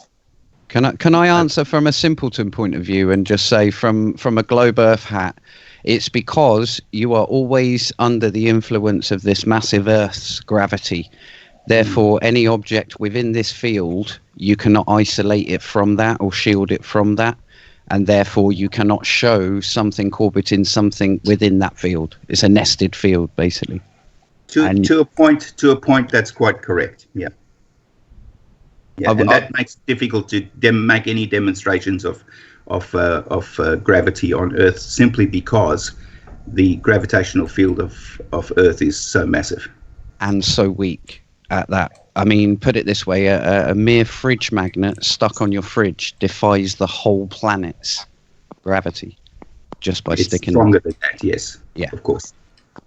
Yeah. So I've got one question which I'd like to just go back on. Right, the hands touchy topic there, but rather than talk about the empty space, let's say, between molecules, I'd like to discuss your recent video, which is the flat Earth versus. This is a little shout out for you as well. Flat Earth versus science models shortened. Gloves are off. Part 3 expose by Professor Phil Bell. And with all due respect, Professor Phil, we've had our horns locked, but I do respect that you are educated. I do respect that you are qualified. However, I do have some questions, and I more come from a point of view that everyone's human. We all have limited capacities and some abilities and whatnot. But I just want to explore this one thing you said at 8 minutes and 40, which says flat earthers always accuse us that something came from nothing, which we never say. Yeah. And I when I first got into the scene, I immediately latched on to the likes of Lawrence Krauss and Leonard Susskind, watching their lectures. And I remember clearly Lawrence Krauss's whole main objective was his book is called A Universe from Nothing.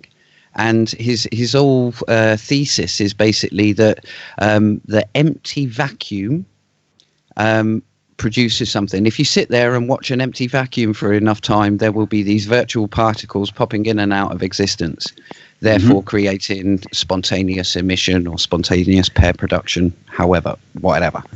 So to me, that is what flat earthers are saying about globe earthers, saying that this universe all started from a nothingness. Yeah. And it has this field, this scalar field throughout it, which is constantly creating stuff from nothing. Yet you were saying that. Yeah. I say, didn't Professor Krauss say that particles popped in and out of existence, as it were?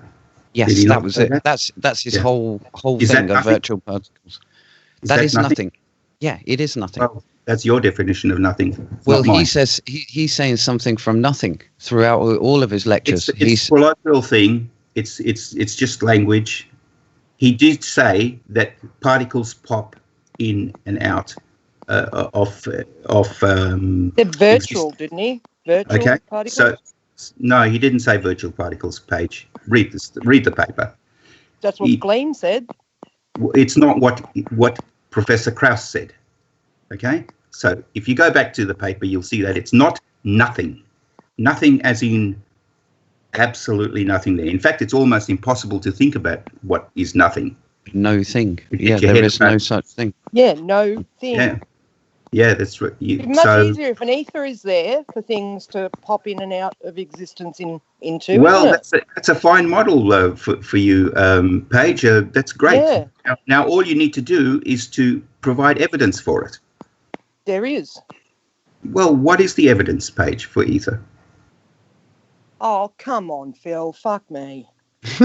Uh, I've got Probably up I'll an wait. hour ago. You want me to start having a discussion about ether with you? Okay, doesn't matter. I think Okay. Can my, I? my point of being here was simply to explain why the balloon doesn't go up any higher. And So we and come to the same conclusion that it just equilibrates and then pops. No, it's the way you put it was just totally inappropriate. So I've explained it. Nothing to do with Just one nothing to do with explanation the gas versus inside another, being the same as the gases outside.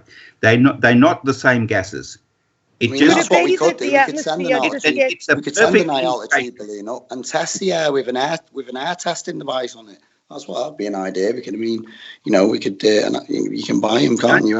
Air testers, they're only about £100.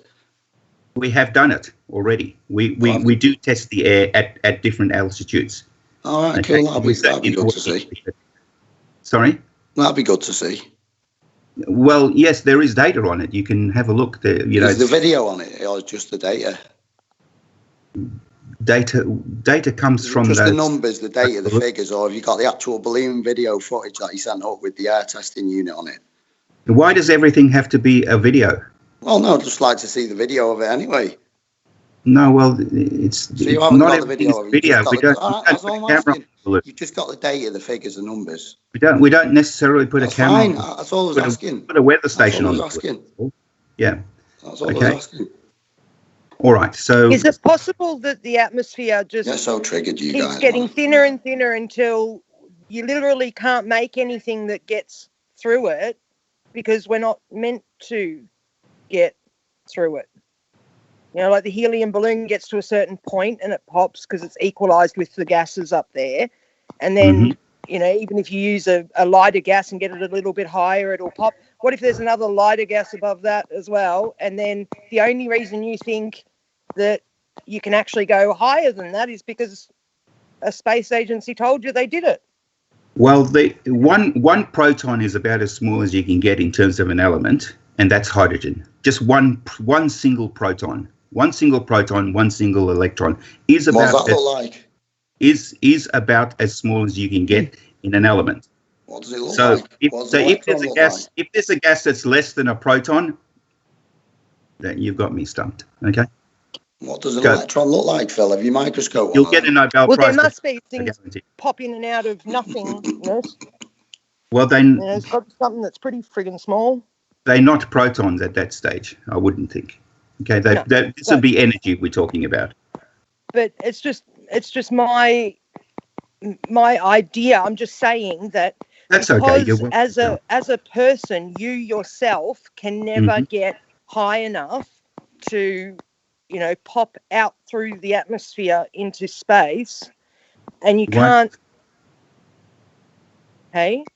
If you had sufficient energy to overcome whatever barriers you think are there, why can't you? You've been told that. You haven't actually ever experienced that. And 99.95% of the population will never experience that.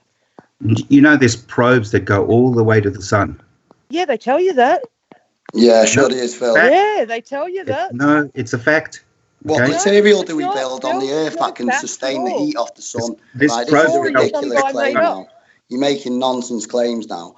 Like, No. what material do we build, that can sustain temperature This from actually- the sun? this Within actually millions of even millions of miles. There's actually satellites 36,000 kilometers above the Earth just hanging there, giving us TV. Yes. All right? Pseudo satellites, And you mean? weather. Okay, Pseudo so satellites, orbiting like what the they've been Earth at building since the 36,000 kilometers.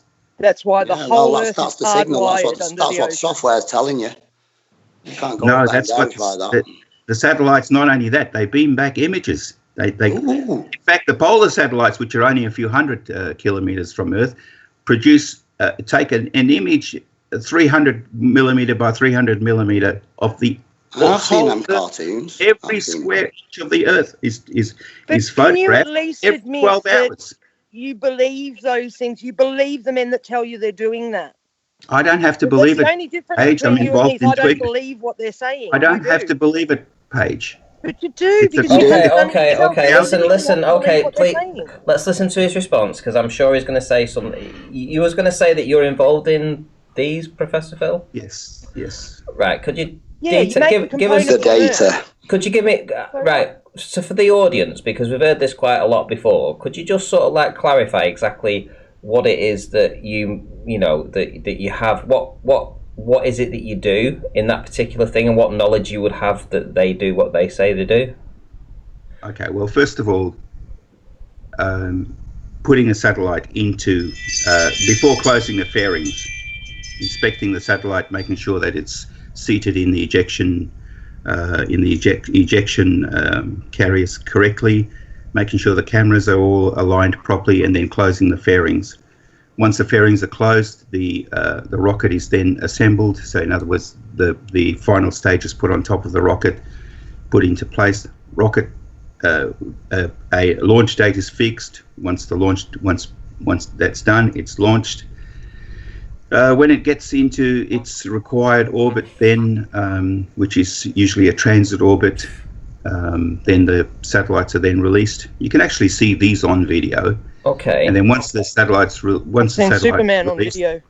Yeah, once the satellite's released, then it may, depends on where it is in which orbit. That might be a transit orbit, in which case you need to get it into a precision orbit. Then you'll use gas thrusters and the like on satellites to move them into a precision orbit. Okay, so you mentioned a few stages there.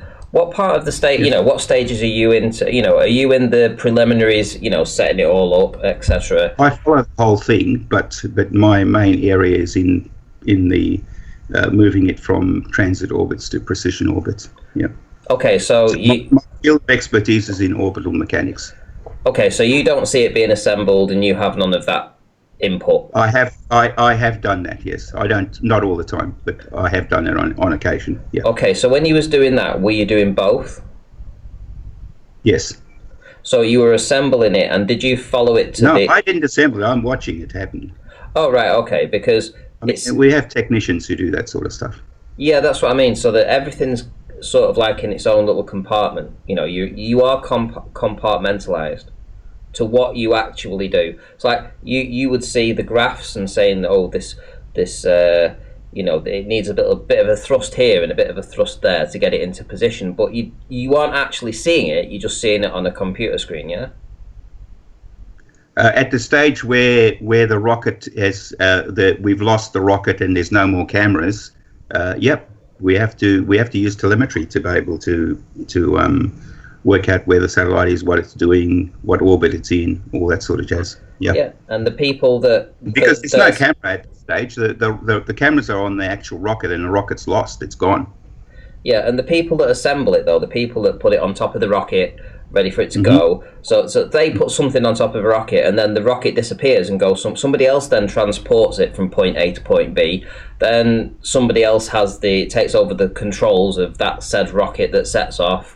And then, it's all very compartmentalized. At any point during the road, you don't know how it's gone from point A to point Z. It's not like you've been placed on the rocket yourself and traveled the whole way to the launch pad and then been launched up there and know that you're there. You don't know any of that.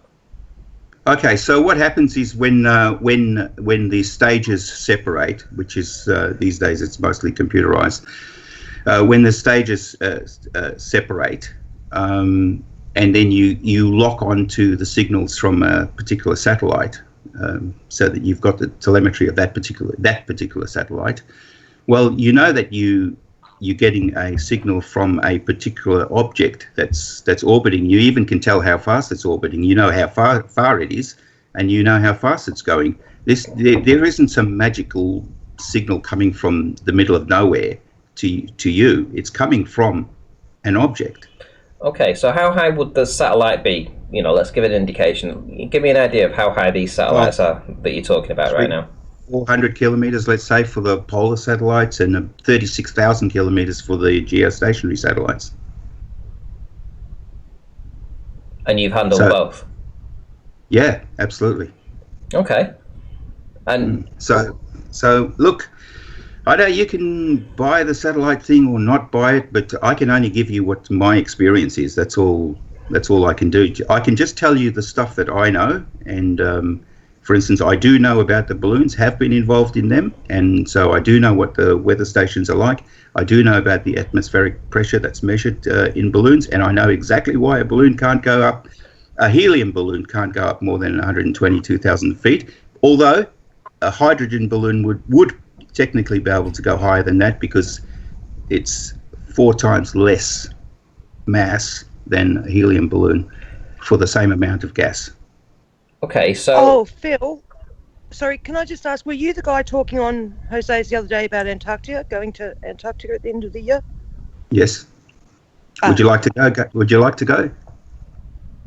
Not really. I was more wondering, when you went outside at 2 a.m, did you actually look at the physical sun, or did you just notice it was light? No, you can see the physical sun about 20 degrees off the horizon. Okay, well, that's all I'd want from you when you go, would be video time. Like, doesn't even have to be constant. Just, every couple of hours, go out, point, take a picture of the sun, the actual, not that it's light, but the actual sun. There's no way known I'd go down there and not do something like that in view of this. Awesome. Great. Okay, so there's a couple of questions from the chat. So, would you be able to name any of the satellites that you've launched? Yes, Arasat 2, 3. Okay, and what frequency do you use? I don't know. I have to look it up. I can't remember off the top of my head. I will say, as a backup, when I first started speaking to Phil, good while back, I looked him up to see if he was genuine, and trust me, he is splattered all over the ISRO website. So, as a neutral person who doesn't actually really get on with Phil, I will back him up 100%. He is what he says he is. I already. Nah, to be honest, I've seen him as well. Yeah, to be honest, I have. Well, I did. But the problem I have. Well, I did. I can get on my. He's just working with data at the end of the day. Well, I can get on my computer. Yes, we are and working play with data. Microsoft That's Flight true. Simulator and That's tell all people you have I'm a is data, pilot so. because a computer's telling me what to do. That doesn't make me a pilot. Yeah, well, that's the thing. See, I'd already checked Professor Phil out before he even came on the show, so I was, you gave me the credentials, correct? You emailed them me there, Professor Phil, so, we were already, fully aware. Well, I was fully aware of who you were back then.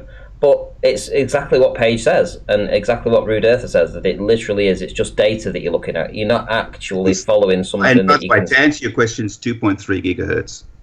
2.3, okay. Just short of Wi-Fi.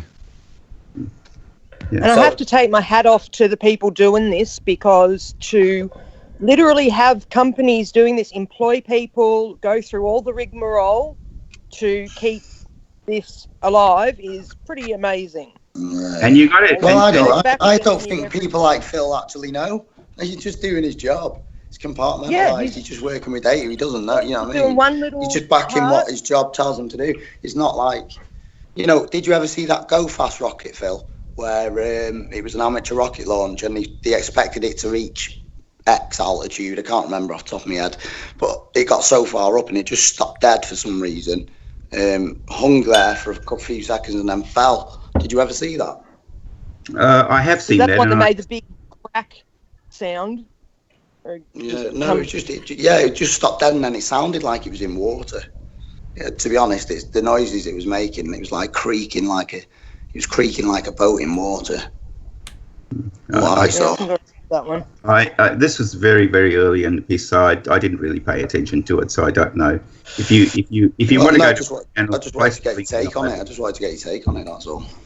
Go to my channel and place the link and have a look at it, and I'll try and explain it to you. But without having any data, I can't give you any definitive answer on that. Okay, so what would you say? When they do these rocket launches to go to the ISS, etc. And they obviously go straight up to start with, and then not long after they turn and then they head out essentially, at 90 degrees. What do you feel about that when you see that happening? So the rockets got an excuse for that. They say they need to hit a certain angle to get out. You need to. The rockets have to go into an orbit in order to get to reach anything. They don't just go straight up oh, there it is. We'll go there. It goes in an orbit, and then this orbit is then gradually changed until you reach the same orbit as the thing that you're chasing, basically. And Okay. then and if you got sufficient, you can then use rocket power to be able to get sufficiently close to it, and that's basically how you dock. So my next point would be that when they launch and they sort of go out to sea, don't they? So nobody can really see, where they're actually going. From an observer's point of view, you only ever see them, let's say, go up to, let's say, I don't know, 100,000 feet. They only go up to 100,000 feet, and then they go parallel and they go over the ocean, and nobody ever sees them really transcend from that location at 100,000 feet to 130, 140, 180, 200,000. Nobody ever sees that because that happens far, far, far away. Well, no, they do, but it's just that where you are, when you're standing on the ground looking at it, you then can see it as far as it'll go. But someone else who's on Earth, a few hundred kilometers away, will be looking at the same thing. Will have a different view. So Or take a child to watch it, and he'll yell, "It's falling! It's coming down!" Yeah, well, I mean, it kind of looks like that because it kind of looks like that because it's heading towards an orbit. So, Phil, if I took you to an airport, right? Mm-hmm. We watched a plane take off. Then Mm-hmm. I opened up my computer, opened up my Microsoft Flight Simulator, and started showing you that plane, and I'm now flying it because I'm on this computer thing. Would you believe me? Well, no. You wouldn't, would you? Come on, be honest. You wouldn't. You'd tell me I was being stupid. Well, that's how I feel about you. Yeah, okay, you've got a job, right, you get Paige, paid to do this. You see something, but you've got no contact other than a computer after that. Okay, so Paige, listen to this. Let's say, for instance, somebody comes to me, and not me personally, but somebody comes to our organisation and says, "Look, we want to put our satellite into orbit," and we say, "Well, that's going to cost you $150 million." Okay, so we'll do that. How much? That's is like your 3 days' money, Vanessa. Yeah, so $150 million it's going to cost you. So a private company, right? Just an ordinary private company comes to us and says, not government, an ordinary private company who has shareholders comes to us and says, "We want to put our satellite into orbit." And we say, "Well, that's going to cost you $150 million. And they give us a satellite that they've been spending maybe the last 10 years working on, by the way. They give us that satellite, we put it on a rocket, get it, launch it into space, and then they say to us, "Well, okay, thanks very much. Can we have control of our satellite?" So we give it to them. They now control their own satellite. Okay, we don't have any control over it. Our job so is you only then don't know what happens to that. You don't even know if they continue on with it. Well, we do because they are. are. Whether that's just an elaborate story made up. Somebody's created an entire company, put $1 trillion or $1 billion into it, and is just spending that money. I mean, these people have trillions of dollars. So, do you really think a couple of $100 million is going to be anything to them? So they give us $150 million. We put a rocket in space, fuel, all the people that goes with it. We do all of that, and then do what with the rocket? Well, the rocket probably just ends up in the ocean. They're going to spend. What I know. So those people over there know that they're giving us $150 million just to put their money in the ocean. Is that right? I'm saying that's a possibility. Yes. These are the possibilities you people won't consider, that there are people out there that are that diabolical. They'll spend that amount of money to keep this bullshit going. Somewhere around the earth, that happens about once a week. So there's a lot of diabolical people around trying to not very many. Spending $150 million to put a rocket in the water. Yeah, like 1% of. Why can't we just do it once and tell you what we did? Why do it every month? Ask them. They're the ones doing it. I would. Phil, if people like you will fight against people like me in this discussion. Okay, one thing before you just go any further. There is a question. How did they steer the satellites?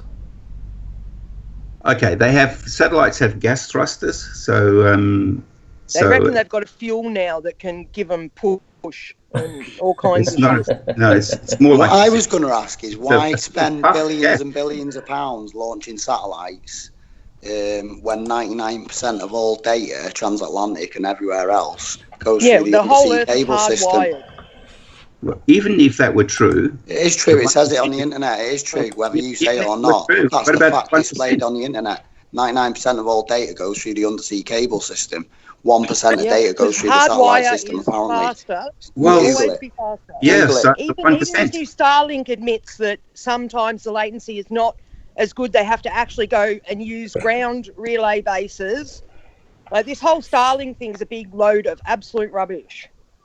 So one of the problems, the Indian continent has is it's extremely hilly, and villages and cities are placed right in valleys all over the place. If you ever go to India, and if you haven't, you should.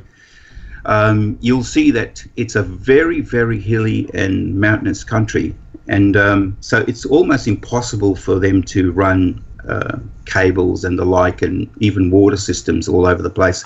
So the easiest thing to do is so most people would have satellite television and satellite communications, because it's nearly impossible to cable it any other way. It's so difficult, especially in remote areas. So the satellites are vital for that type of communication links in that area. But maybe because there's something up there to help them doesn't mean they're what you say. It's not in that area, Phil. It's between the UK and the USA, transatlantic cable system. Get on Google. It's clearly states 99% of information shared between the UK and the USA, not India, not some remote village in India, mate. UK and America, 99% of the information shared by the UK and USA goes via the transatlantic cable system, not Phil's special satellites. Why? Well, why would that be surprising? That's not surprising. It's very high traffic areas. Why spend billions on satellites when they were sending radio frequency 2,000 miles in 1901? Well, they need the satellites to be able to beam back. Well, they don't. No, you can send a radio frequency 2,000 miles. You can have a repeater anywhere within 2,000 miles and carry on the radio frequency. Why would you need a satellite in space? Well, you do actually. You do. No, well, if you had an antenna on the edge of the UK, an antenna on the edge of America, and they could both transmit and receive 2,000 miles, they'd be able to receive and transmit to each other. Why would you need a satellite? Let me put it this way: you can actually get shortwave radio over very large distances. Like here in Australia, we could listen to BBC radio. You can get all types of radio frequencies over long distance. Hold on. Did you just say Skywave bouncing? Hold on. Did you just say that in Australia you can hear BBC British Broadcasting Corporation radio? Well, shortwave radio, yes. And you would probably be able to pick up Radio Australia, I would think. I mean, I don't know for sure, but you would. It bounces all around the skywave. Yeah, all the low frequencies. All right. So my next question is: do you think we'd be able to pick up BBC television? Of course not. We wouldn't be able to pick that up if we were using the same frequency as radio. Well, if they were sending frequencies 2,000 miles for us to pick up in 1901, mate, surely they can send them further than that now with modern technology. We'd need a satellite to be able to pick up BBC. Why would you? Because the radio signals that you're talking about wouldn't be able to do that. Well, I'm pretty sure they'd be able to bounce them across the plane. No. Now there's so many antennas everywhere. I'm pretty sure they could just link them one to the other one. They don't need satellites. There's so many antennas everywhere. You look. They wouldn't have them if they didn't need them. They wouldn't have them if they didn't need them. The plane of the Earth is covered with them. You use pseudo satellites on top of that. So, and the transatlantic cable system, what's the point of launching these billion-dollar satellites into space that seemingly do absolutely nothing, 1% of nothing? Well, there's people who want to compete. People dying of hunger all over the world. There's many people who compete got no money, and we're launching billion-dollar tin boxes into the air for 1% of communications. Well, I mean, there's nothing fair about it, but. There's nothing fair about it, but it's still there. It's still a fact, because there's people who want to compete, like for instance, the Starlink program. with SpaceX, they want to compete against the people who have the underground cables. So in order to compete for the internet, they'll provide satellite internet. Phil, can I ask you a couple questions here? Yeah, go ahead. Is empty available space the same thing as nothing? Well, I guess so. Okay, so if I have nothing and I have 1,000 meters of available space, those are the exact same thing. Well, I don't know what you mean by nothing, so you've got to define. Okay. Nothing would mean not in existence. Do you understand all those words? Okay, so if I gave you a description, would you then give me? Okay, hold on. This is what I mean. I said nothing. Hold on, Phil. I said nothing means not in existence. Do you agree or disagree? I don't know. I haven't thought about it. What do you mean you don't? Well, okay, wait. Okay, so you don't know, but you're going to tell me that nothing, which you don't know, which you couldn't define yourself, and you don't know, but All that's right. what's between the gas particles. Is that what you're Just saying? relax for a minute. I am relaxed. I'm just you seem to want to deflect to something else now. No. Are you telling me you don't know what is in between the particles? You're saying you can't properly define that. Okay, what I'm saying is that there's no evidence for anything that's in between the particles. Okay, I didn't ask that. I said, is empty space the same as nothing? And then you started to flounder. So is nothing in between these gas particles, or is it empty space? I'm not a linguist. I'm a scientist. So, okay, but in order to explain the mechanism of gas particles, you have to use words that have definitive and concrete meanings. Do you agree? Yes, and this is what I'm telling you about my understanding of it. So do you know what nothing means? In just plain old English, it means that there's nothing. In the terms and context you used it to describe what is in between the gas particles. Can you define that nothing for me? Okay, what I'm telling you is in between the gas particles is no evidence of anything. So I'm not asking for evidence. So here, let me ask you. I don't care what you want. Okay, I'm giving you what my. I'll let you go with that. Let me ask you this then. What types of antennas do you use on them? Sorry, can you just cut over 1 minute? What type of antenna do you use on them satellites, Phil?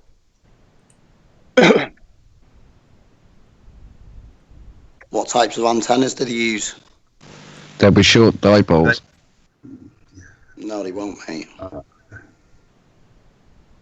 If they're on 2.3 or something. No, they won't be short dipoles, mate. You look up to what antennas they proclaim were made for space, mate. Circular polarized. You should know that. Me, not me. That's no, not you. Oh, yeah, Phil, sorry. not you, bro. Phil. Yeah. Oh, he doesn't even know what nothing is, and he's going to tell us it's what. You don't even know what fucking circular polarized antenna is. All right. I do have a course to run in about 20 minutes, so I'm going to leave you now. Okay. There we go. Yep. There. Right at the good timing, Phil. Good timing. Okay, Phil. See you later, mate. Thanks, mate. See you, Phil. All right. See you later. Bye-bye.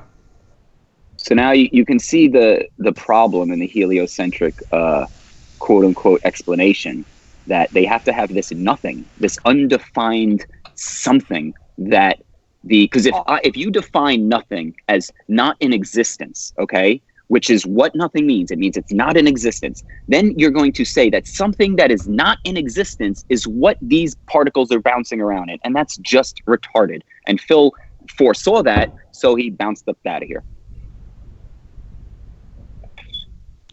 Yeah, I was looking to go down the same train of thought. I don't know whether anyone's seen when we was talking about Lawrence Krauss, he was saying exactly that. He was saying, but if you read Lawrence's works, he doesn't say there is nothing in the medium. But he was then saying there's nothing between the particles. He just works with data, mate. Like a geodetic surveyor. The equipment will tell you that there's curvature, mate, where there isn't any. It's just information, mate. It's just software. The guy just works with data, mate.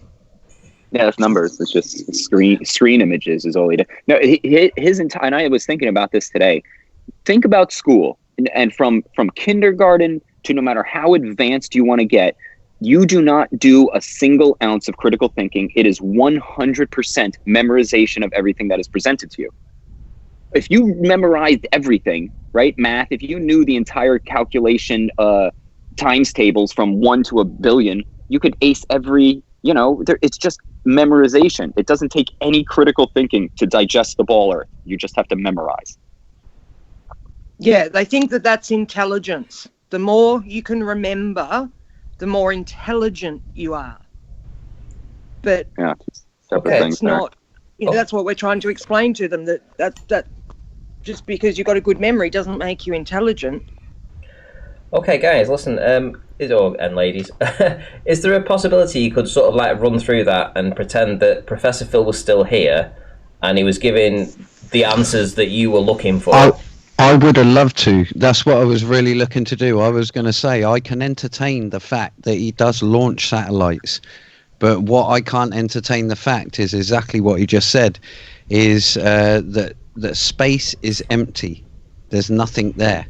Where we found that there is something there and it can provide a resistance. We found multiple mediums there, like dark energy, dark matter, all of these things that we don't know how. Quantum foam, quantum fluid. Yeah, well, that's it. The Well, quantum foam is what I was saying.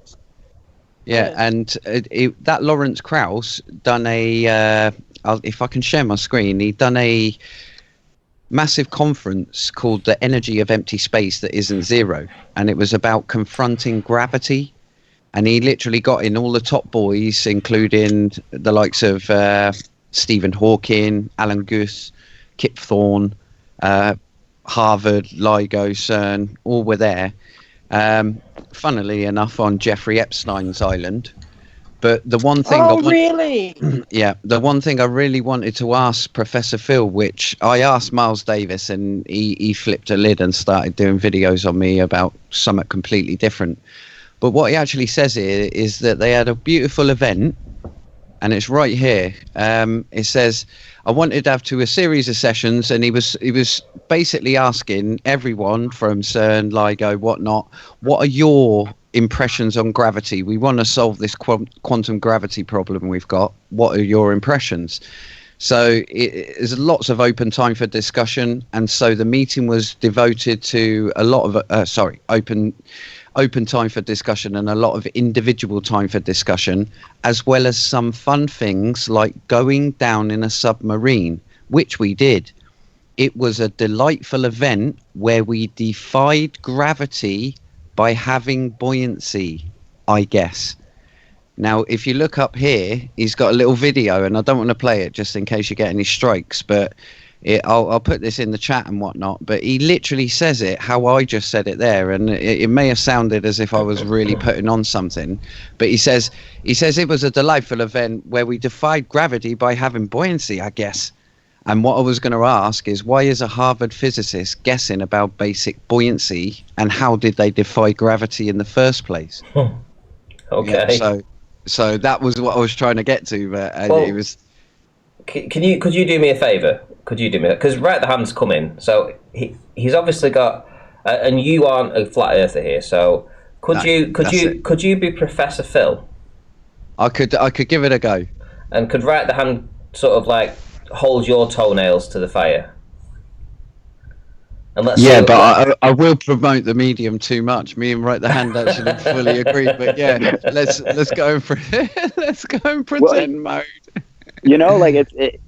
I don't personally because I'm a see it to believe it, but I'm also, so I have that aspect where it's like hard knowledge. But then I'm also, look, if it's logical, then there has to be. So if we have, I believe air is a medium, and you can't, even if you pulled all the quote unquote air out of it, there would still be something there, because you can't have nothing. So that's, now what is that? I don't know. You can, that's up for debate. But to say it's nothing is that's like a cop out almost. It's like saying it's God. How I see it is, and this is invisible, and to say it's invisible, but it's if you can imagine it as inside a vacuum, there is an invisible network of grid system, like a Tron grid system, and each of the nodes connecting those squares of the boxes, all the little hundreds of boxes you've got in there, each of those nodes are the particles. And as you're sucking them out, it will reduce into how many cubes you have per that framework. So you're reducing the number of particles per square centimeter, or sorry, cubic centimeter. What would occupy the space inside of that square then? Well, that is the medium that I promote, but Phil would say nothing.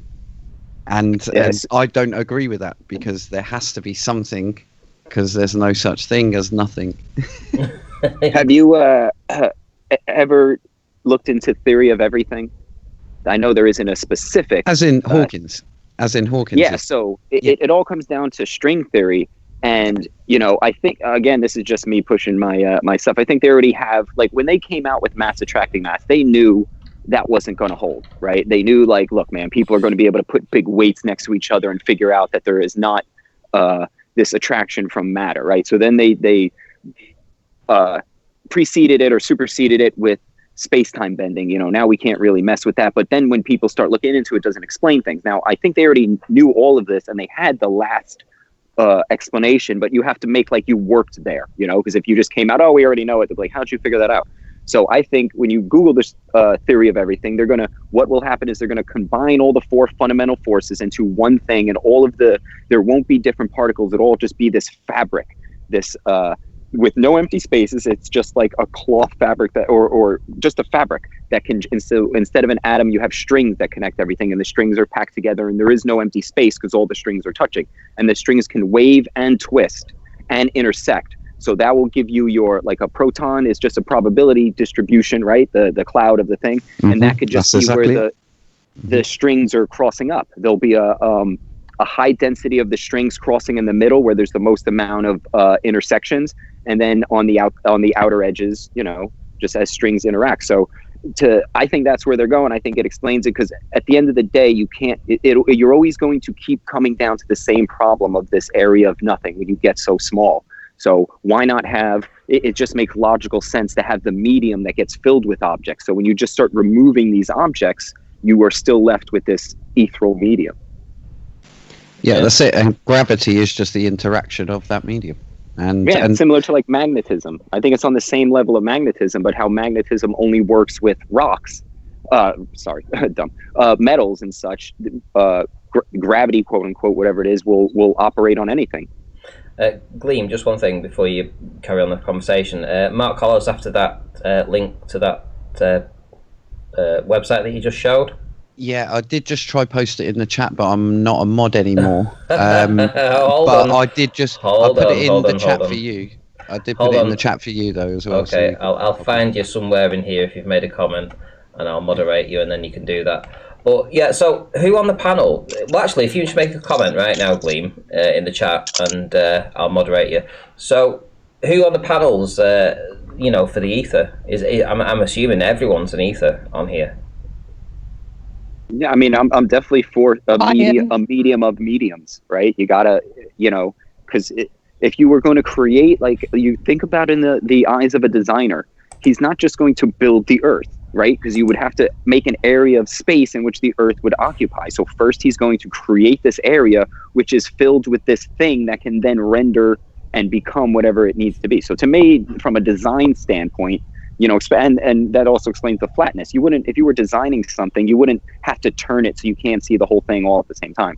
So from a design standpoint, I would assume I would put in some sort of ether-like medium that could be there always. Yeah, I agree. There needs to be a canvas before you can start painting the picture. What about you, Paige? Paige, are you? Yeah, that's exactly what I would agree with. There needs to be a canvas before you start painting a picture. That's perfect. And yeah, I like that. Rudy, are you an ether too?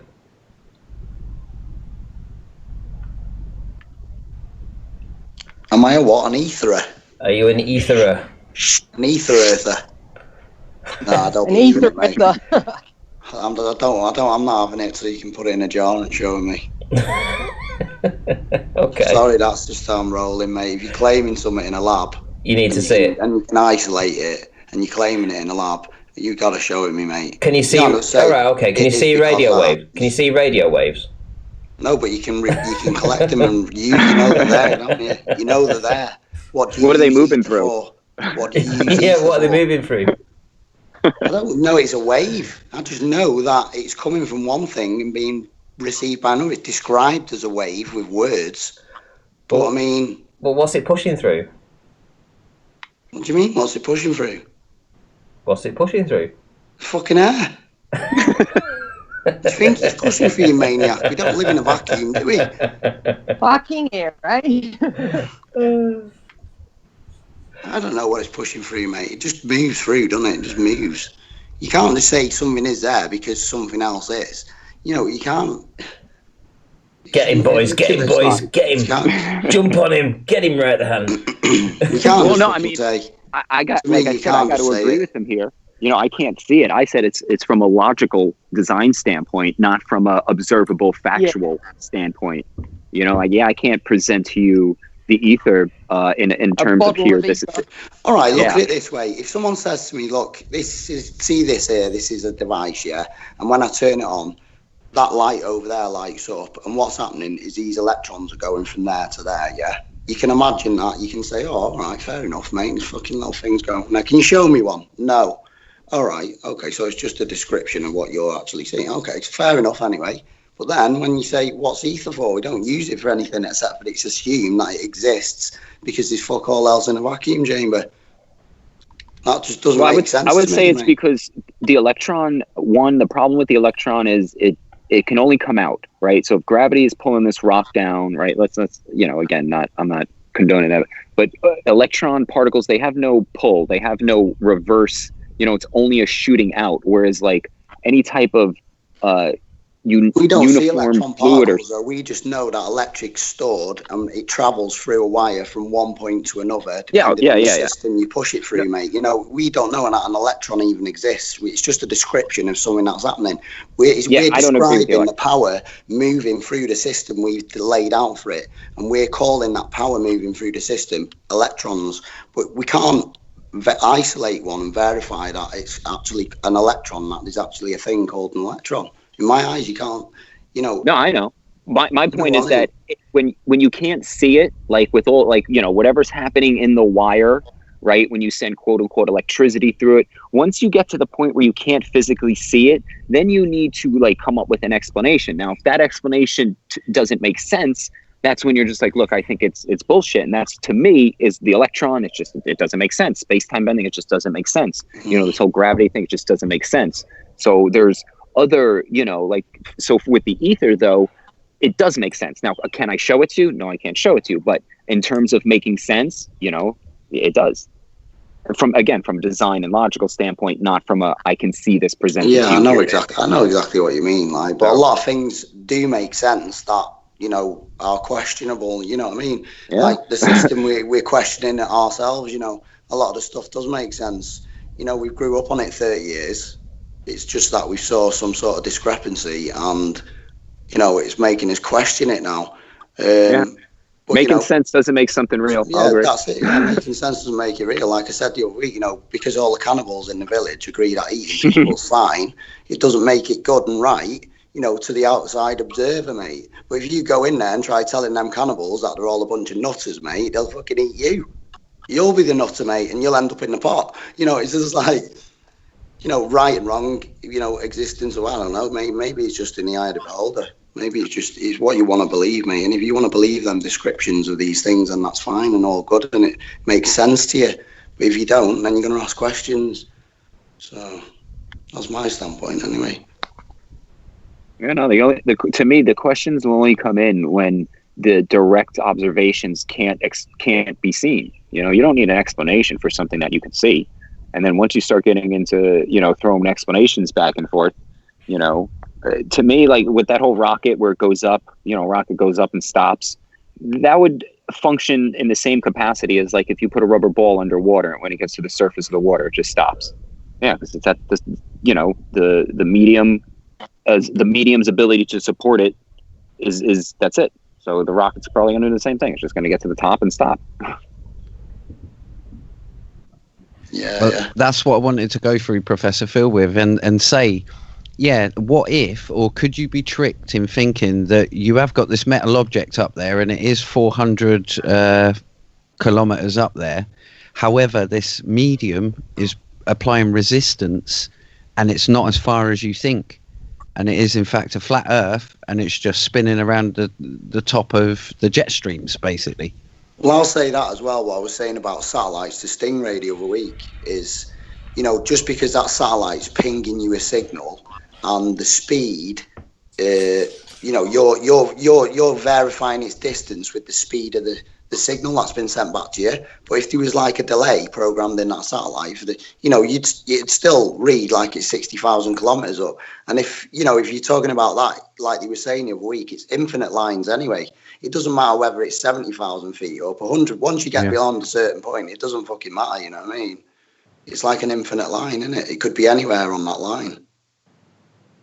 You know, to me, like I say, mate, everyone's just getting on. Like Phil, the satellite man, he gets data, mate, and he says, "Yeah, there's a satellite up there, giving me data." He doesn't know whether it's a balloon, a fucking drone, or whatever. It could be anything.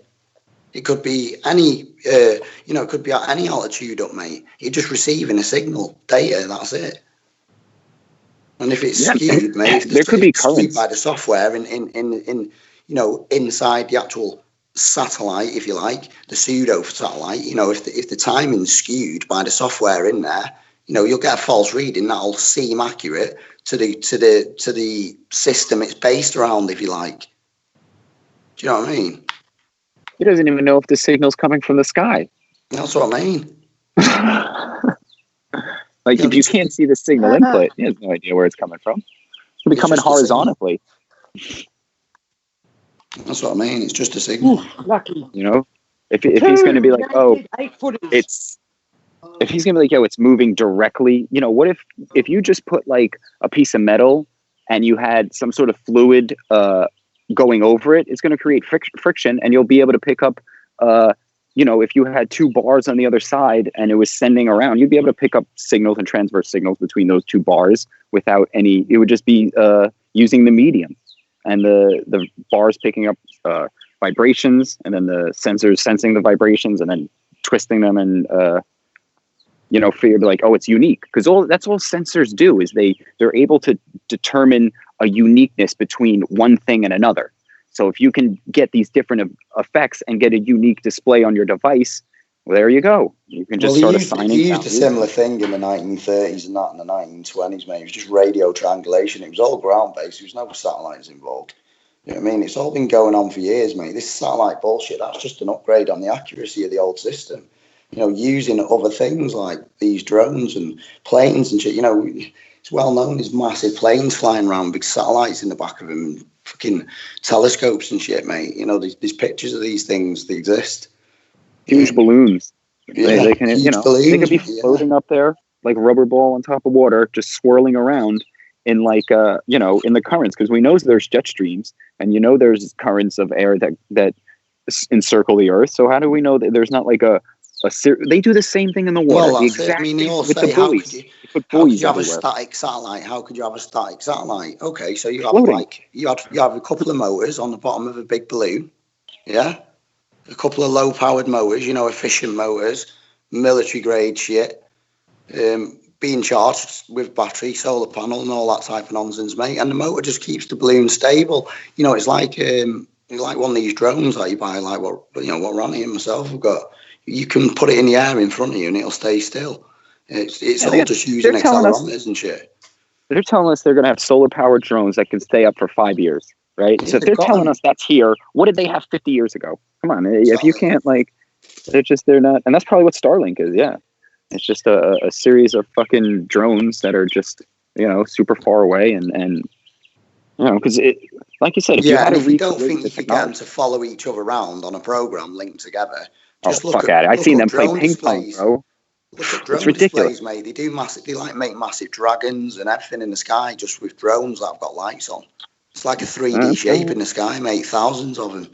You know, they can do this shit, mate. It's all just software programming. Look at that Tupac hologram from fucking years ago, man. Exactly.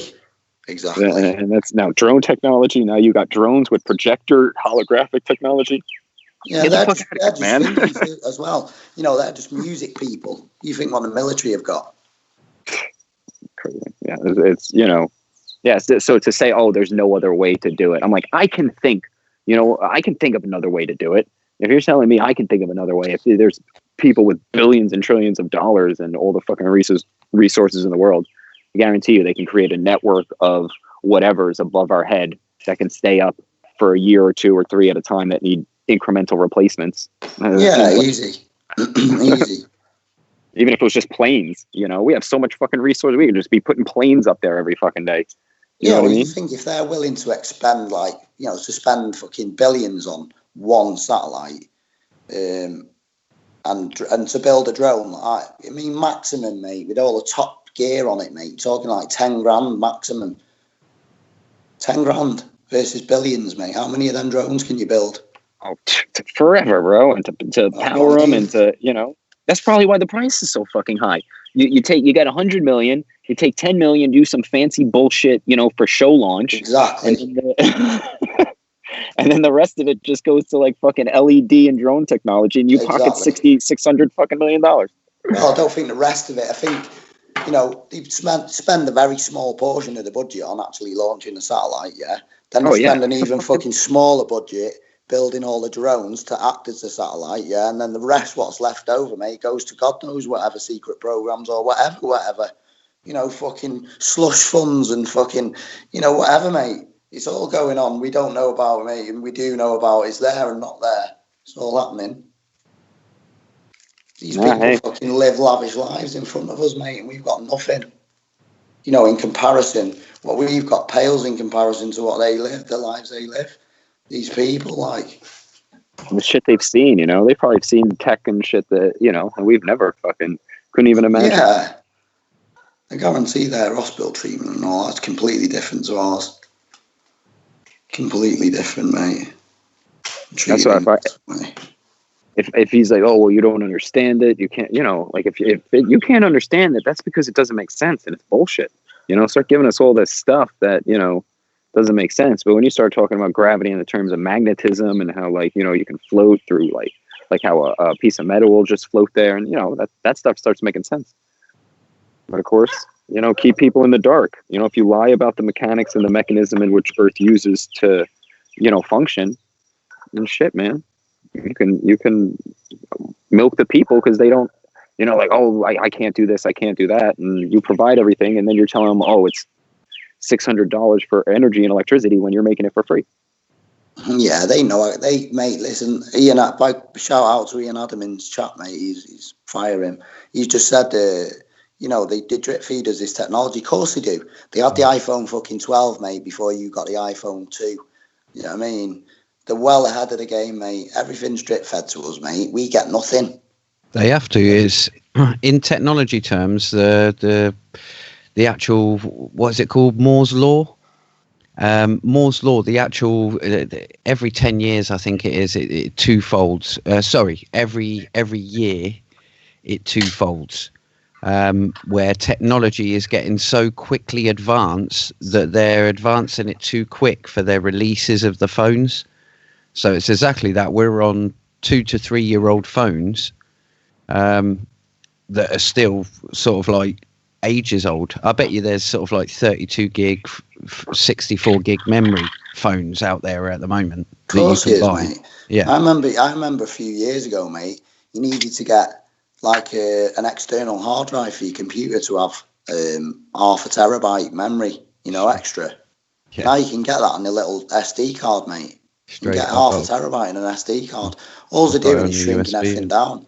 Like I said at the start, you know, when people like Nikola Tesla and all these type of people, Edison and all that, were experimenting with raw electricity, mate. You know, the beginnings of it. They were building the elements, mate. They weren't buying transistors and resistors and shit, mate. They were building them themselves, mate.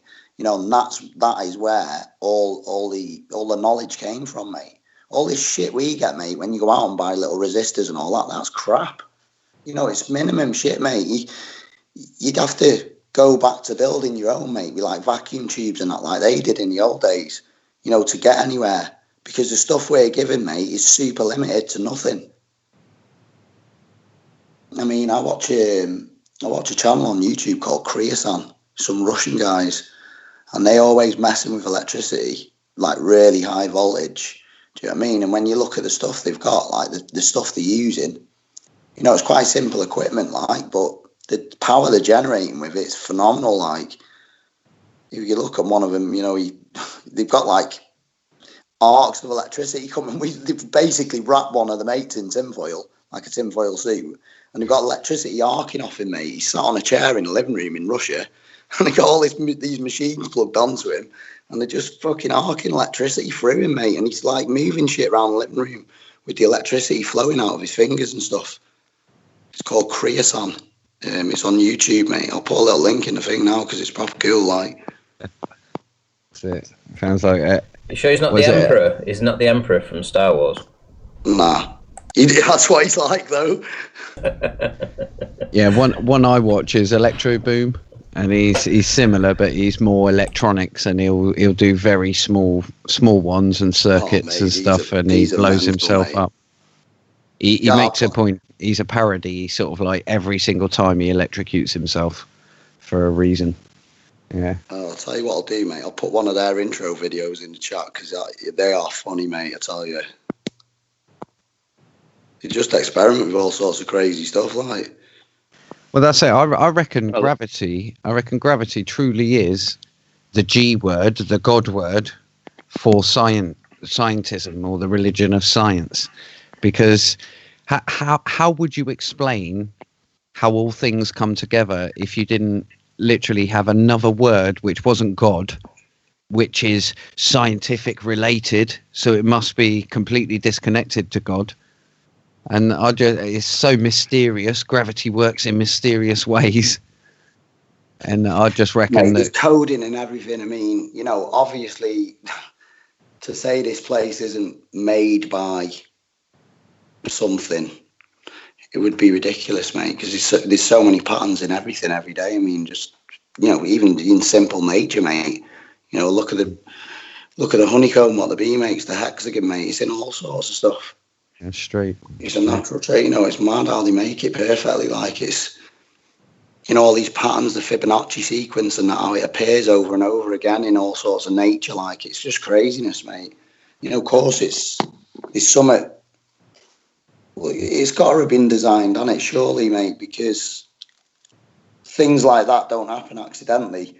You know, you drop 2 eggs and a pack of flour on your floor and a bit of milk, and it ain't going to turn into a fucking cake on the floor. Do you know what I mean? That's it. So, but to think it's by accident is the religion, is the opposite. It's the total diametric opposite to thinking that it is created. It's just a different human view. It's just one guy who sat there one time and thought, you know what, I'm fed up of praising God. I'm just going to go and start this other thing up. We all know who that one guy was. Maybe it was I'm sick of praising God. Maybe it's like, why should he get the praise? I want it. Yeah. Man's ego. Man's greed. Yeah, no, it's the same. It is just split decision. Not wanting to be like the same, like anyone else. Suppose I suffer from that, being a Mac Earther, saying, no, I don't want to be part of you blue team. Well, no, they say millionaires and stuff suffer from it, don't they, mate? Because they get to, you know, even when they get to a certain point where, you know, average person would be satisfied and probably put the feet up and, you know, have an easy life. They continue on, don't they? You know, greedily trying to make more and more and more money. I know a guy around here who's a millionaire, mate. He owns fucking half of the place around there where I live, like, and he puts loads of money on the lottery, and you think, well, mate, you fucking minted anyway. You know what I mean? It's just like, why would you do that? So, well, I will say I know a guy who was on a standard sweet stall in Birmingham in the Bull Rings. He owned that, and just a month's turnover. It was £1 million. You know, when there's December and it's Christmas and whatnot, he turned over £1 million. But he used to spend 500 quid on the lottery every month, and he won it. He won 3.1 mil, I think it was. Got a lovely house and everything, moved out of the centre of Birmingham, and literally wanted to be the first one who won it twice. So he was now spending sort of like 1,000 quid on it. and it was an immense amount of money. But he was wise with it. He actually held it back, and he's sorted for the rest of his life. Put it that way.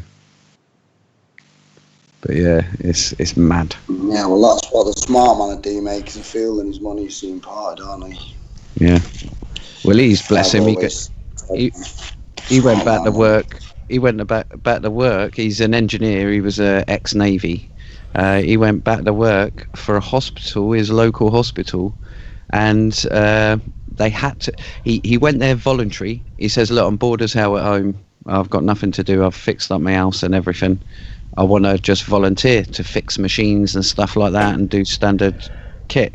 And they said, "Well, we can't have you volunteer. We'll have to pay you minimum wage." And he goes, "Yeah, do that, and I'll just donate it to you every week." Fair dues. Yeah, he's a proper man's man. You know what I mean, as well. Yeah, that's good. Yeah, he's a good guy. Right, yos, I'm gonna call it a night like that, and I'm gonna squeeze out, man. It's been good chatting to you all again, but I can't continue, man. Need to rest my voice up. Yeah, man. Salute, man. Look forward to them videos. Side. Nice talking to you, Rude. All right, Rude. Nice, cheers, mate. Catch you later, I'll mate. get some video out tomorrow or something. All right, guys. Do your best. See you in a bit. See you later. Night all. See you soon.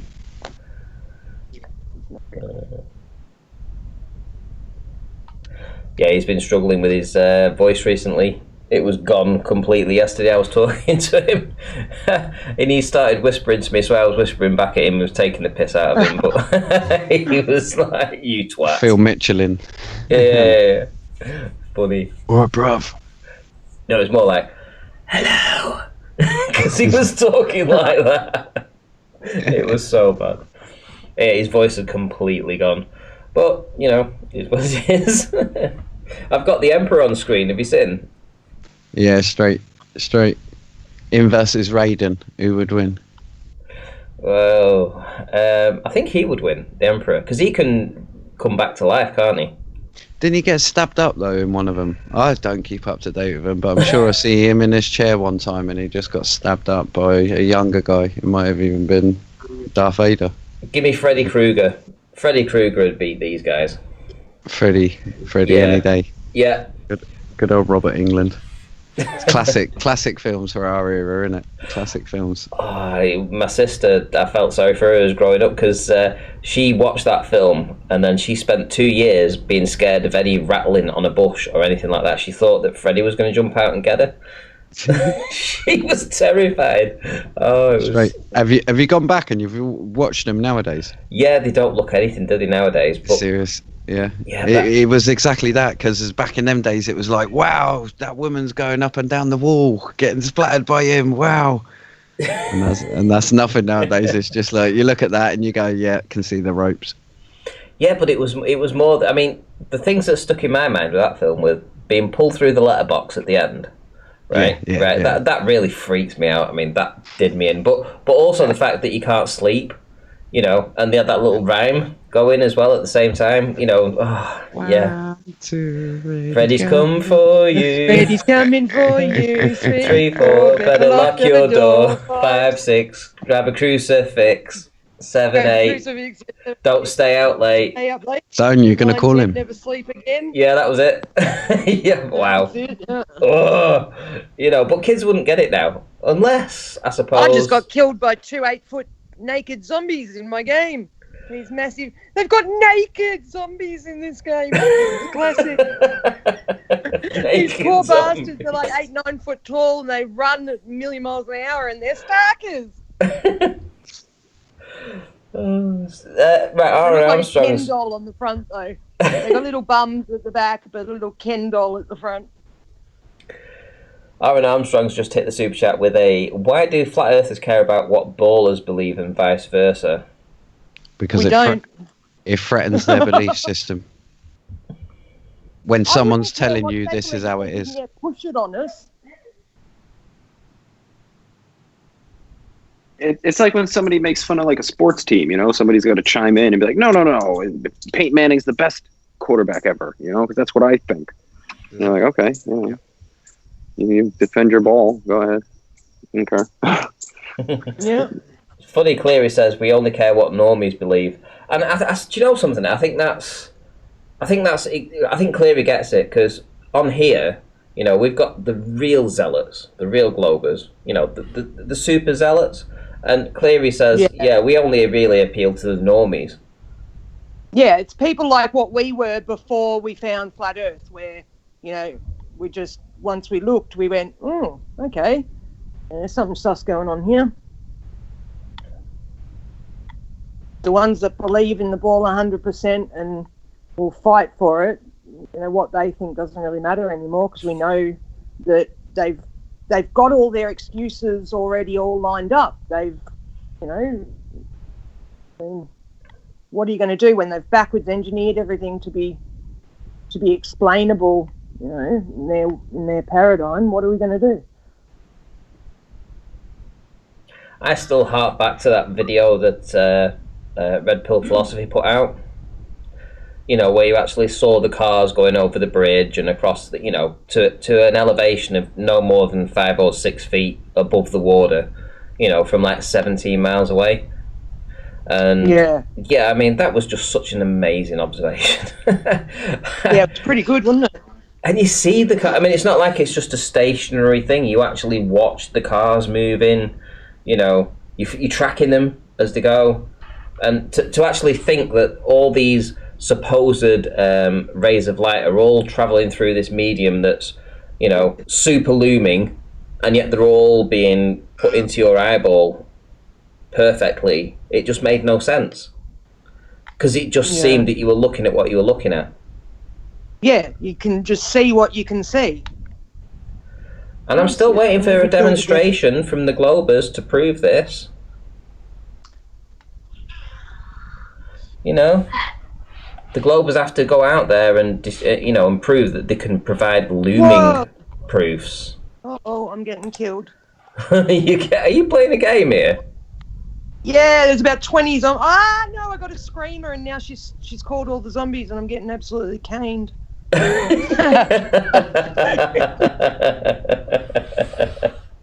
Wow, okay. 7 days to die. Are you the new sleeping warrior? Because that's what he does. Oh, God, I've always been a gamer all my life. Love them. Love them. I just made a sniper rifle and AK-47, so I'm testing them out. What game is it you're playing, by the way? Oh, and a 44 Magnum. Okay, what game is it you're playing? This one at the moment, 7 Days to Die. Okay. It's like an open world. I've got a big base, and you've got all these different kinds of zombies, and then you have to go and like loot all the houses, and you can build a little mini bike and ride around on a little mini bike. And fun. Aaron Armstrong's hit the super chat, guys. I only care what FEs believe can harm others, e.g. viruses aren't contagious. What do you think to that? Do you think viruses aren't contagious? How can viruses not being contagious harm somebody, you fuckwit? Can I just say? He's saying if we think that. It's you saying they are that harms people. Can I just say that as there's two separate things there. Flat earthers do not have a stipulation on believing that viruses aren't contagious. The flat earth belief doesn't say in the documentation you must have a belief on viruses that they're not contagious. It's two different sets of people you're talking about. Talking about me specifically, not. Oh, is having a dig at you? But that's it. Okay. You can have a belief in the flat earth and have a belief in two different things on that. That he's trying to couple all flat earthers, saying all flat earthers believe this, and it's not. It's not. It's either way. It's a personal belief. I bet he hasn't watched the video. Right, the hand. What do you think? What do you think here? I think he's projecting, because I think thinking a virus is real and shutting down the economy is harmful. So it's the exact same take, or to the exact opposite take on the same thing. So if you're going to say, oh, everybody has to stay, like, because I've said this before, and I'll say it, if you stay inside and you sanitize everything and you don't get any vitamin D from the sun, you don't get any sunlight, you don't get any fresh air, you do this for like 3 months, 4 months, and then you go outside, everybody's going to get sick. Everybody gets sick, and then they're going to say, oh, this virus is resurging, blah, blah, blah. They do the same. It's the same MO with HIV. They take a illness that is naturally occurring from people's either lack of resources or shitty living, and then blame it on some mysterious, untangible thing that they can control. This virus. Isn't HIV like malnutrition and excessive drug use? Yeah, those are the two main causes.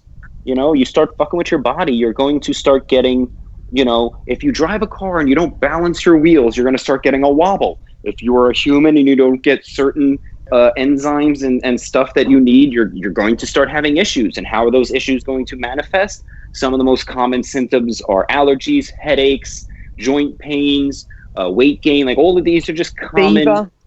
Yeah, fever is of course a bit, you know, these are, and the flu season. What is it, like hunting? Is it, the flu is like a deer? It comes in seasons? No, man, it's just. Well, hang on. What about rickets? Outside of you hurts you when it's actually what you do. It's exactly, terrain. Yeah.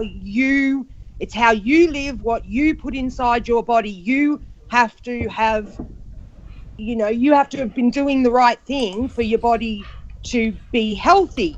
But they want you to think you can live any way you want, and you know, doesn't matter how take bad a medicine, take a pill, how much you drink, you'll get sick from this outside virus, and that's not what it is at all. You know, you eat the right things.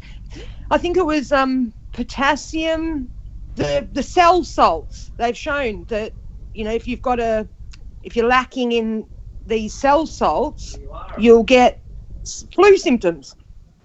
Okay, so Storm and Norman's just put, so these people don't believe in diseases, question mark. I mean, these people. That's, wow. Okay. And he replaced viruses with diseases. You see it like that nice sleight of hand. I'm not saying that people don't get sick. I'm not saying, you know, gangrene isn't a real thing, but those are actually say. Ridiculous, man. It's bacterial. Most diseases are bacterial, right?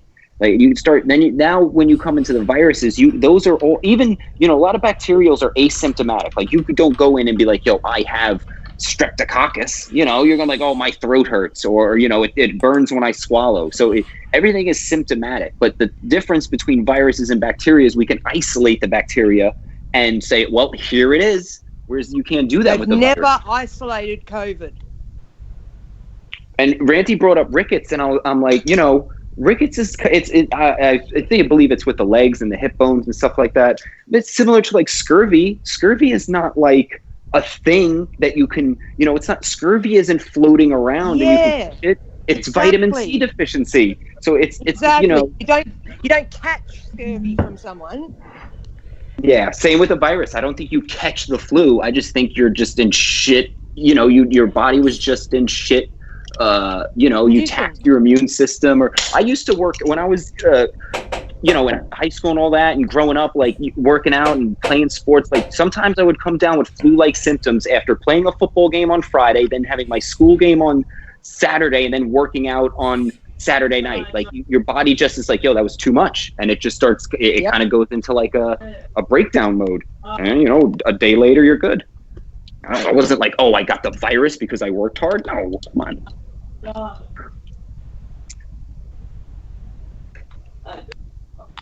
They just the whole model, the whole germ theory model needs to be reassessed. It's you know, it's like it's the ball earth all over again, man. Like you know, you'll never. Yeah. Never going to convince somebody, like, and we just sound, I can be honest, we sound so stupid. I don't even know what to say. What do you say? Like, COVID is fake, but viruses are real? Like, you know, like, it's like such it's what a mountain of like beliefs you have to start chipping through, you know, because even if you can convince them that like COVID is fake, you know, well, viruses are still real though, you know, and you just, it's almost an impossible task. Yeah. Yeah, I mean, that's why you present the evidence, and like it's all about, you know, that's why I really like, I'm sure Gleam was foaming at the chomping at the bit to see what Professor Phil says. Like, I want to know, what do these experts say? Like, I've gotten in contact with PhDs, man, and they just stop when you start asking them these hard questions. They'll just stop responding. They're very easy to just put out that, initial statement that I could have got on Wikipedia. But then once you start questioning, I'm like, hey, this doesn't really make a lot of sense. That's where it all just starts falling apart. It was interesting Yeah, that look at Professor Danny Phil. Faulkner when he got. Yeah, it was interesting that Sorry. Professor Phil did one at the first opportunity. Yeah, I mean, because you can't explain it. Like, it's unexplainable. That I'm not stupid. We're not stupid. When you start reading this stuff, you can just be like, okay, that doesn't. One of my favorite questions that I is a gas particle a solid? Because it's bouncing around. And then, what are they people? How many times I've had people to that question just go, that's not a relevant question. Well, that was how we first started talking about that particular subject. It was a year ago, perhaps. And that was what it was all about. I mean, you were a breath of fresh air in this because you were going against Quantum Eraser, and it was a case of, okay, this is fresh, this is new. You're passionate. You seem to know what you're talking about here. Let's get you on. And you were really going to town on these guys on that subject. And you get Professor Phil in, and I mean, he disappeared very quickly. Because it's I don't know. I've spoke with Good Servant about this, and this is one of the big, everybody's talking about this. How do you not know? Like, how can you not know the Earth is in a ball, man? Come on. I mean, we've all been in a plane. Like, how can you, it just comes to the point. Like, somebody was like, yo, his job is compartmentalized. He gets this paycheck. I'm sure he figured it out one day. Like, I wouldn't put it past Professor Phil to have figured this all out and be like, holy shit, man, we're not really launching satellites. Like, this is not what's happening, but this is how I make my living. So, I used to think that too, Chris, but I'm actually starting to think that these people, what do you mean? Haven't thought about it that much. Like, they literally just go, okay, I just got to go to work. I've got to get my paycheck. I don't want to think about it. I don't want to think about, how different this could actually be, what this could actually mean. Yeah, no, and I could be wrong. They could think about it. Who knows? I'm torn. Like, because I go through this with my family. Like, I'm trying to present them this information, and it comes down to not that I'm wrong, right? It's just they don't want to hear it. So it's like exactly. And I'm like, so this is interesting. Like, why don't you want to hear it? And the majority. What is it about this that scares you? It has no effect on my life. And I'm like, come on, man. You're going to say if there's a God that doesn't affect your life? Okay, well, that sounds to me ridiculous, but. Yeah, I had somebody do that to me on a Facebook stream when I was trying. He's going, well, what difference does it make? What difference would it make if the Earth was flat? And I said, well, think about what kids would be like if they were born into a world where you were told that what you put into your body causes you to be sick or not sick. The thoughts that you think cause, resonant, sympathetic resonance with everybody else. And that, this place is created, we can't get out of here. People would think twice about what they think, what they say, what they do. It would change everything. Yeah, that's too much, though. That's too much for some people. Too much for they don't want everything to change. Everything's nice and and hey, look, there's people in my family, they're getting pensions and Social Security, and they just all they have to do is just sit and enjoy life, and they're just being taken care of by the government in a respect. At a certain point, large corporations and the government, it's the same thing, but they're just government is a corporation. So. Oh yeah, absolutely, yeah, and but it's all on the same. Well, they think the government's a group of people, from down the block, Mike and Billy that went to Washington D.C. to talk on their behalf.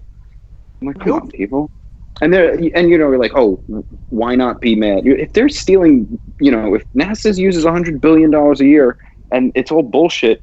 That's all stolen money, right? That should outrage people, So this has huge ramifications. Well, to be honest, they steal everything.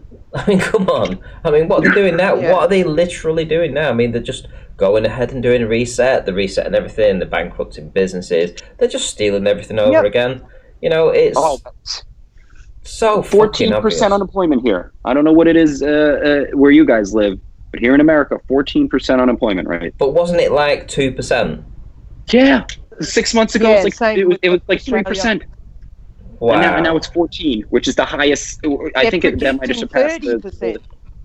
which is, I think the Great Depression was like 28. And, you start thinking about the Great Depression, you're like, how did the economy just stop? Like you had this, like, they told the roaring 20s, right? You had this monster economy that was just making money hand over fist, and it just stopped. How did that happen? And then you look at like today and you're like, yo, they just shut it down. Like, how do we know? That was really the same exact thing. Yeah, they just shut the whole fucking economy down. And, because you think about it, it was like, I read about it. I tried to figure out how did it, they talk about Black Monday, how all the stock prices just fell. Why? Why did all the prices just fall all of a sudden? Like, what is it about? What was going on that made them fall? Well, nobody's going to work because there was some kind of pandemic.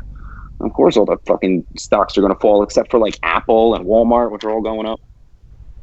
Yep, the rich get richer. They take the businesses that the other people have built up. They need to eliminate the middle class. They need. Oh, they're going to buy it out. Yeah, they're going to buy the middle class out. Make sure that the gap between poor and rich is so defined that anybody from our bloodlines, as our, the poor people or the middle class people, as the generations keep going down, those kids will never have a chance to become as rich as the rich people already are now, because they've already got the money to control everything. They build the universities, they produce the books, they're in charge of everything. So they want to make sure that nobody's ever going to be able to change that. Yep, they allow the economy to grow as much as they want, get people as wealthy as they need them to be without actually being a threat to them. As soon as that is a possibility that they may be a threat, they just crash everything again and steal it all. And then it takes 20 or 30 years for it to actually go back again. So it's a familiar thing, Yeah, I think it's like Jerry Seinfeld had a great little quote on one of his shows. He was like, breaking up is like knocking over a vending machine. You got to rock it back and forth a couple of times before you tip it over. And I think that's like kind of the same thing that's, going on here. It's like they're rocking this shit back and forth, with the Great Depression and then this thing here. And eventually they're just going to shove the whole thing like with one big event, that's going to lead right into right into their whole NWO agenda. Well, Agenda 21, I mean, they're talking about depopulation. I mean, you've seen what's been happening going after China. I mean, they all say that these, that the New World Order, okay, let's give them an umbrella, the New World Order, they're all working together, or the New World Order are still separated by different warring factions. And if you look at the Chinese, that might be a different warring faction to, I think bloodlines, I think whatever the factions are bloodlines, and they're kind of fighting, it'd be like if you're on a team, but you don't really like your team, but like you're going to win the fucking Super Bowl because this is like an all-star fucking team, but you're going to fight and, you're going to try and scam the fucking, try and get some more stage time or try and put yourself in a greater light. They do all these types of tricks, so yeah, in terms of, is there some like infighting? Oh, absolutely. I'm sure they do some if you think about what they do to us, I'm sure they probably do some sinister stuff to themselves, to try and get well, they have to try and get ahead. They have the two paths. You've got the left-hand path and the right-hand path. You've got the path of light and the path of dark. They both end up at the same place, but their core belief on each side is completely different. One side, wants to do things, basically what people would think is evil, and the other side don't really do those kinds of things. So they're more what you would think of as good, but they're not good in the sense of good for us. They're good for themselves. So there are two totally different belief systems in the elites, and it depends on which family you're born into, whether you're a left. That's why you've got like good witches and bad witches and, you know, shit like that. You've got black magic and white magic, because there's two paths, and you have to choose which path you're going to take and stick to it. I see it as like werewolves and vampires. You know, I mean, they're mortal enemies. You know, I mean, they get along in the shadows. You know, and if you look at everything they do, you know, it's always in the shadows. You know, werewolves only come out at night, vampires only come out at night. You know, it's like they are in the shadows, and it's the vampires and the wolves. So they are still, you know, doing what they're doing. You know, being the masters above the humans. But ultimately, they're still at war with each other. You know, they are still at war with each other. And you can see that this is played out in, you know, many different types of novels and stories and things that have been handed down through the generations. Dialectic. Yeah. Yeah, and they both feed off of humans. And they all feed off of the humans, yeah. Exactly. They drink the blood. And I think it's and you know, maybe it'll you can be like, and the vampires, well, they don't think you should feed off of the humans when they're alive because that's just barbaric. And you know, that you can conceive that as like, you know, well, that's, you know, killing your food before you eat it is better than like eating it alive. Everybody can say that.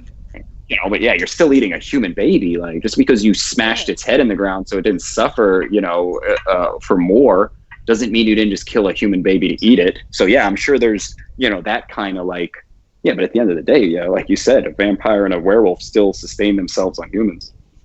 Yeah, and I think there's a lot of truth inside these novels and these fictional books, what they would say is fictional books, and you know, it's played out through history. All these different wars that we've had, you know, they're always orchestrated by the elites, you know, and they always stay safe, and they always send the pawns off to go and fight for them, you know. And I can see it building up again. I can actually see I can't actually foresee and say that this is definitely going to happen, but, you know, all the signs are there that this is, you know, that they're trying to egg for this, you know, this Agenda 21 to try and reduce the population. What's the best way to do that? Yeah, they want us to riot so that they can bring the hammer down harder and actually be violent against us. Whereas if people just went back to work, just go and open your business, you know, why are we asking permission to live our lives? You know, as soon as you ask for permission, they can give you rules around that permission, you know, whereas you just say, no, the Constitution says I have the right to freedom, liberty, you know, pursuit of happiness, these kinds of things. You can't put restrictions around that. But that's what they're doing. Well, you know, I mean, and they're working very well. I mean, if you look in America, I mean, where was this uprising that they were going to say that they were going to get? We have all the guns, you know, they'll never get us to do what was, you know, we are the one country that will stand up to our government and their rules. And yeah, no offense, guys, but seriously, you didn't put much of a fight. You know, 16% unemployment right now. You know, I mean. What are they going to do? You know, like there was in terms of quote unquote violent resistance, there was a couple of, I mean, again, I wasn't there to witness, but as the only person here in America, there was some standoffs and some people were doing open carries with like guns. Sheriff came in with like tanks, you know, like armored vehicles and like, you know, basically stopped the protest. And they were like, this protest is like, you know, you can't use a show of force as a protest. And we're like, you know, as American, aren't you like, bro, isn't that like the whole fucking point? Like, well, isn't that how our entire country, the light of the world, they tell us, was founded on this whole fight for your freedom, right? And now you're going to tell us that standing up for our freedoms is something that we need to be oppressed more for? And yeah, exactly. it's crazy, and they're like you guys say, all the people are just, they're going along with it, and it just comes down to like, yo, they've just beat the dog so bad. I guess he's never going to bite again, or you know. Exactly. Yeah.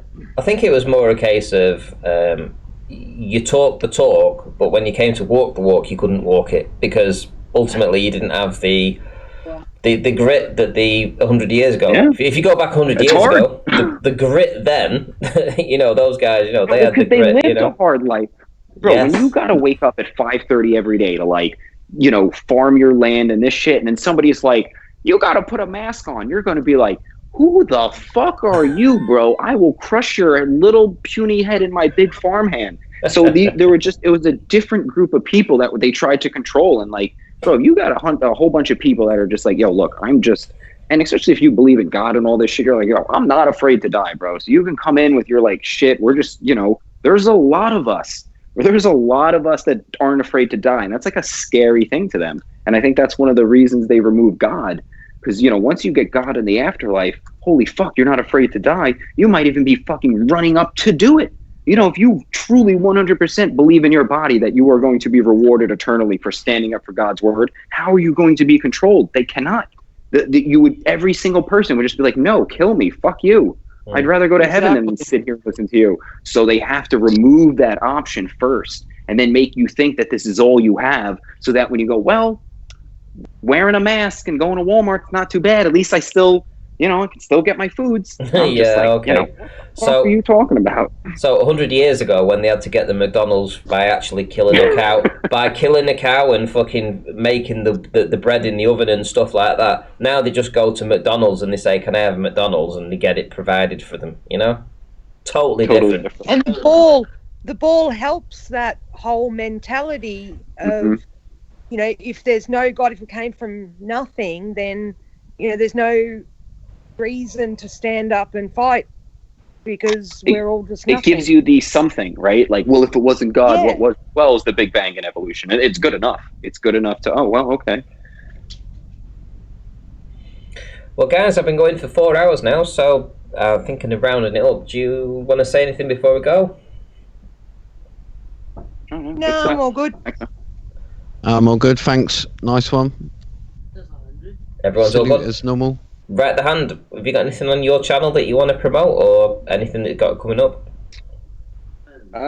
Actually, I'm trying to do, I had said I was going to do a roast, and I got about half of it written. I think I got like 15 minutes of jokes, and I was going to just do the whole thing myself, but I'm trying to get other people in on it. So yeah, stay tuned for that. It's not gone. It's just, I'm probably put more effort into the entertainment comedic side of all of this, like if you guys see Trolls vs. Trolls, and just because I made the technical videos, so now like I said, I used to do stand-up comedy. Jokes are my kind of passion, so I try and move it towards just some fun stuff. Yeah, Trolls vs. Trolls is good, and to be fair, I have to say, Conspiracy Cats is pretty funny too.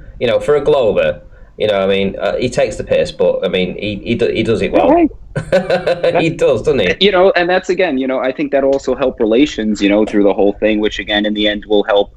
We all got to find our purpose here, and definitely, I did a lot of comedy, and it brings people together. You can make we make these jokes, and you can bring people together instead of separating them. Yeah, we don't have to be mortal enemies. We as flat earthers, we can go down to the shop and we bump into 100 different Globers as we walk past them. We don't hate them. Why should we hate them now? Just because we're online. You're right. You talk about the separation, and this is another way to separate people. Time to division. Go ahead, Paige. Sorry. No, I was just saying division. They need us to be divided in as many ways as possible. So, they will encourage us to argue about everything. That's why they will put people on the flat earth side to argue stupid shit that, makes us look ridiculous, just so there is somebody for the Globers to argue against. Good stuff, right? Aaron Armstrong's just given a $5 super chat. Wow, you got triggered at me, Paige. No need. It wasn't aimed at me. Hey, what did he say? I missed that. I have no idea. Wow, you got triggered at me, Paige. No need. It wasn't aimed at you. So he's olive branch. Olive branch. Oh, yeah. Well, he was talking about the other flat earth. Why do flat earthers? It definitely won't trigger me. Yeah, so I think he was just saying it didn't mean her. Okay, well, I think we've learned a lot tonight. We've learned that Paige is a gamer. We've learned that Right at the Hand is a comedian. A comedian, yeah. That's what I've always wanted. There we go. Being attacked by a horde. And Professor Phil can't stand the heat. When the heat gets applied, he runs. He's gone. He's out of there. Anyway, guys, right? Okay, so I'll be back tomorrow. If any of you guys want to jump back on tomorrow, I'd absolutely appreciate you popping on. Flat Earth Data, yeah, thanks for stopping by, mate. You put your formula out this evening. I might pop it up actually before we go, and hopefully, if anybody wants to critique that particular image, they can do so. In the meantime, yeah, I think we're done, and I'll see you all in the next one, guys. How's that? Beautiful. Salute, man. Sounds good. Peace out, man. See you later, Gleam. See you later, Right Hand and Paige. Take care. Bye.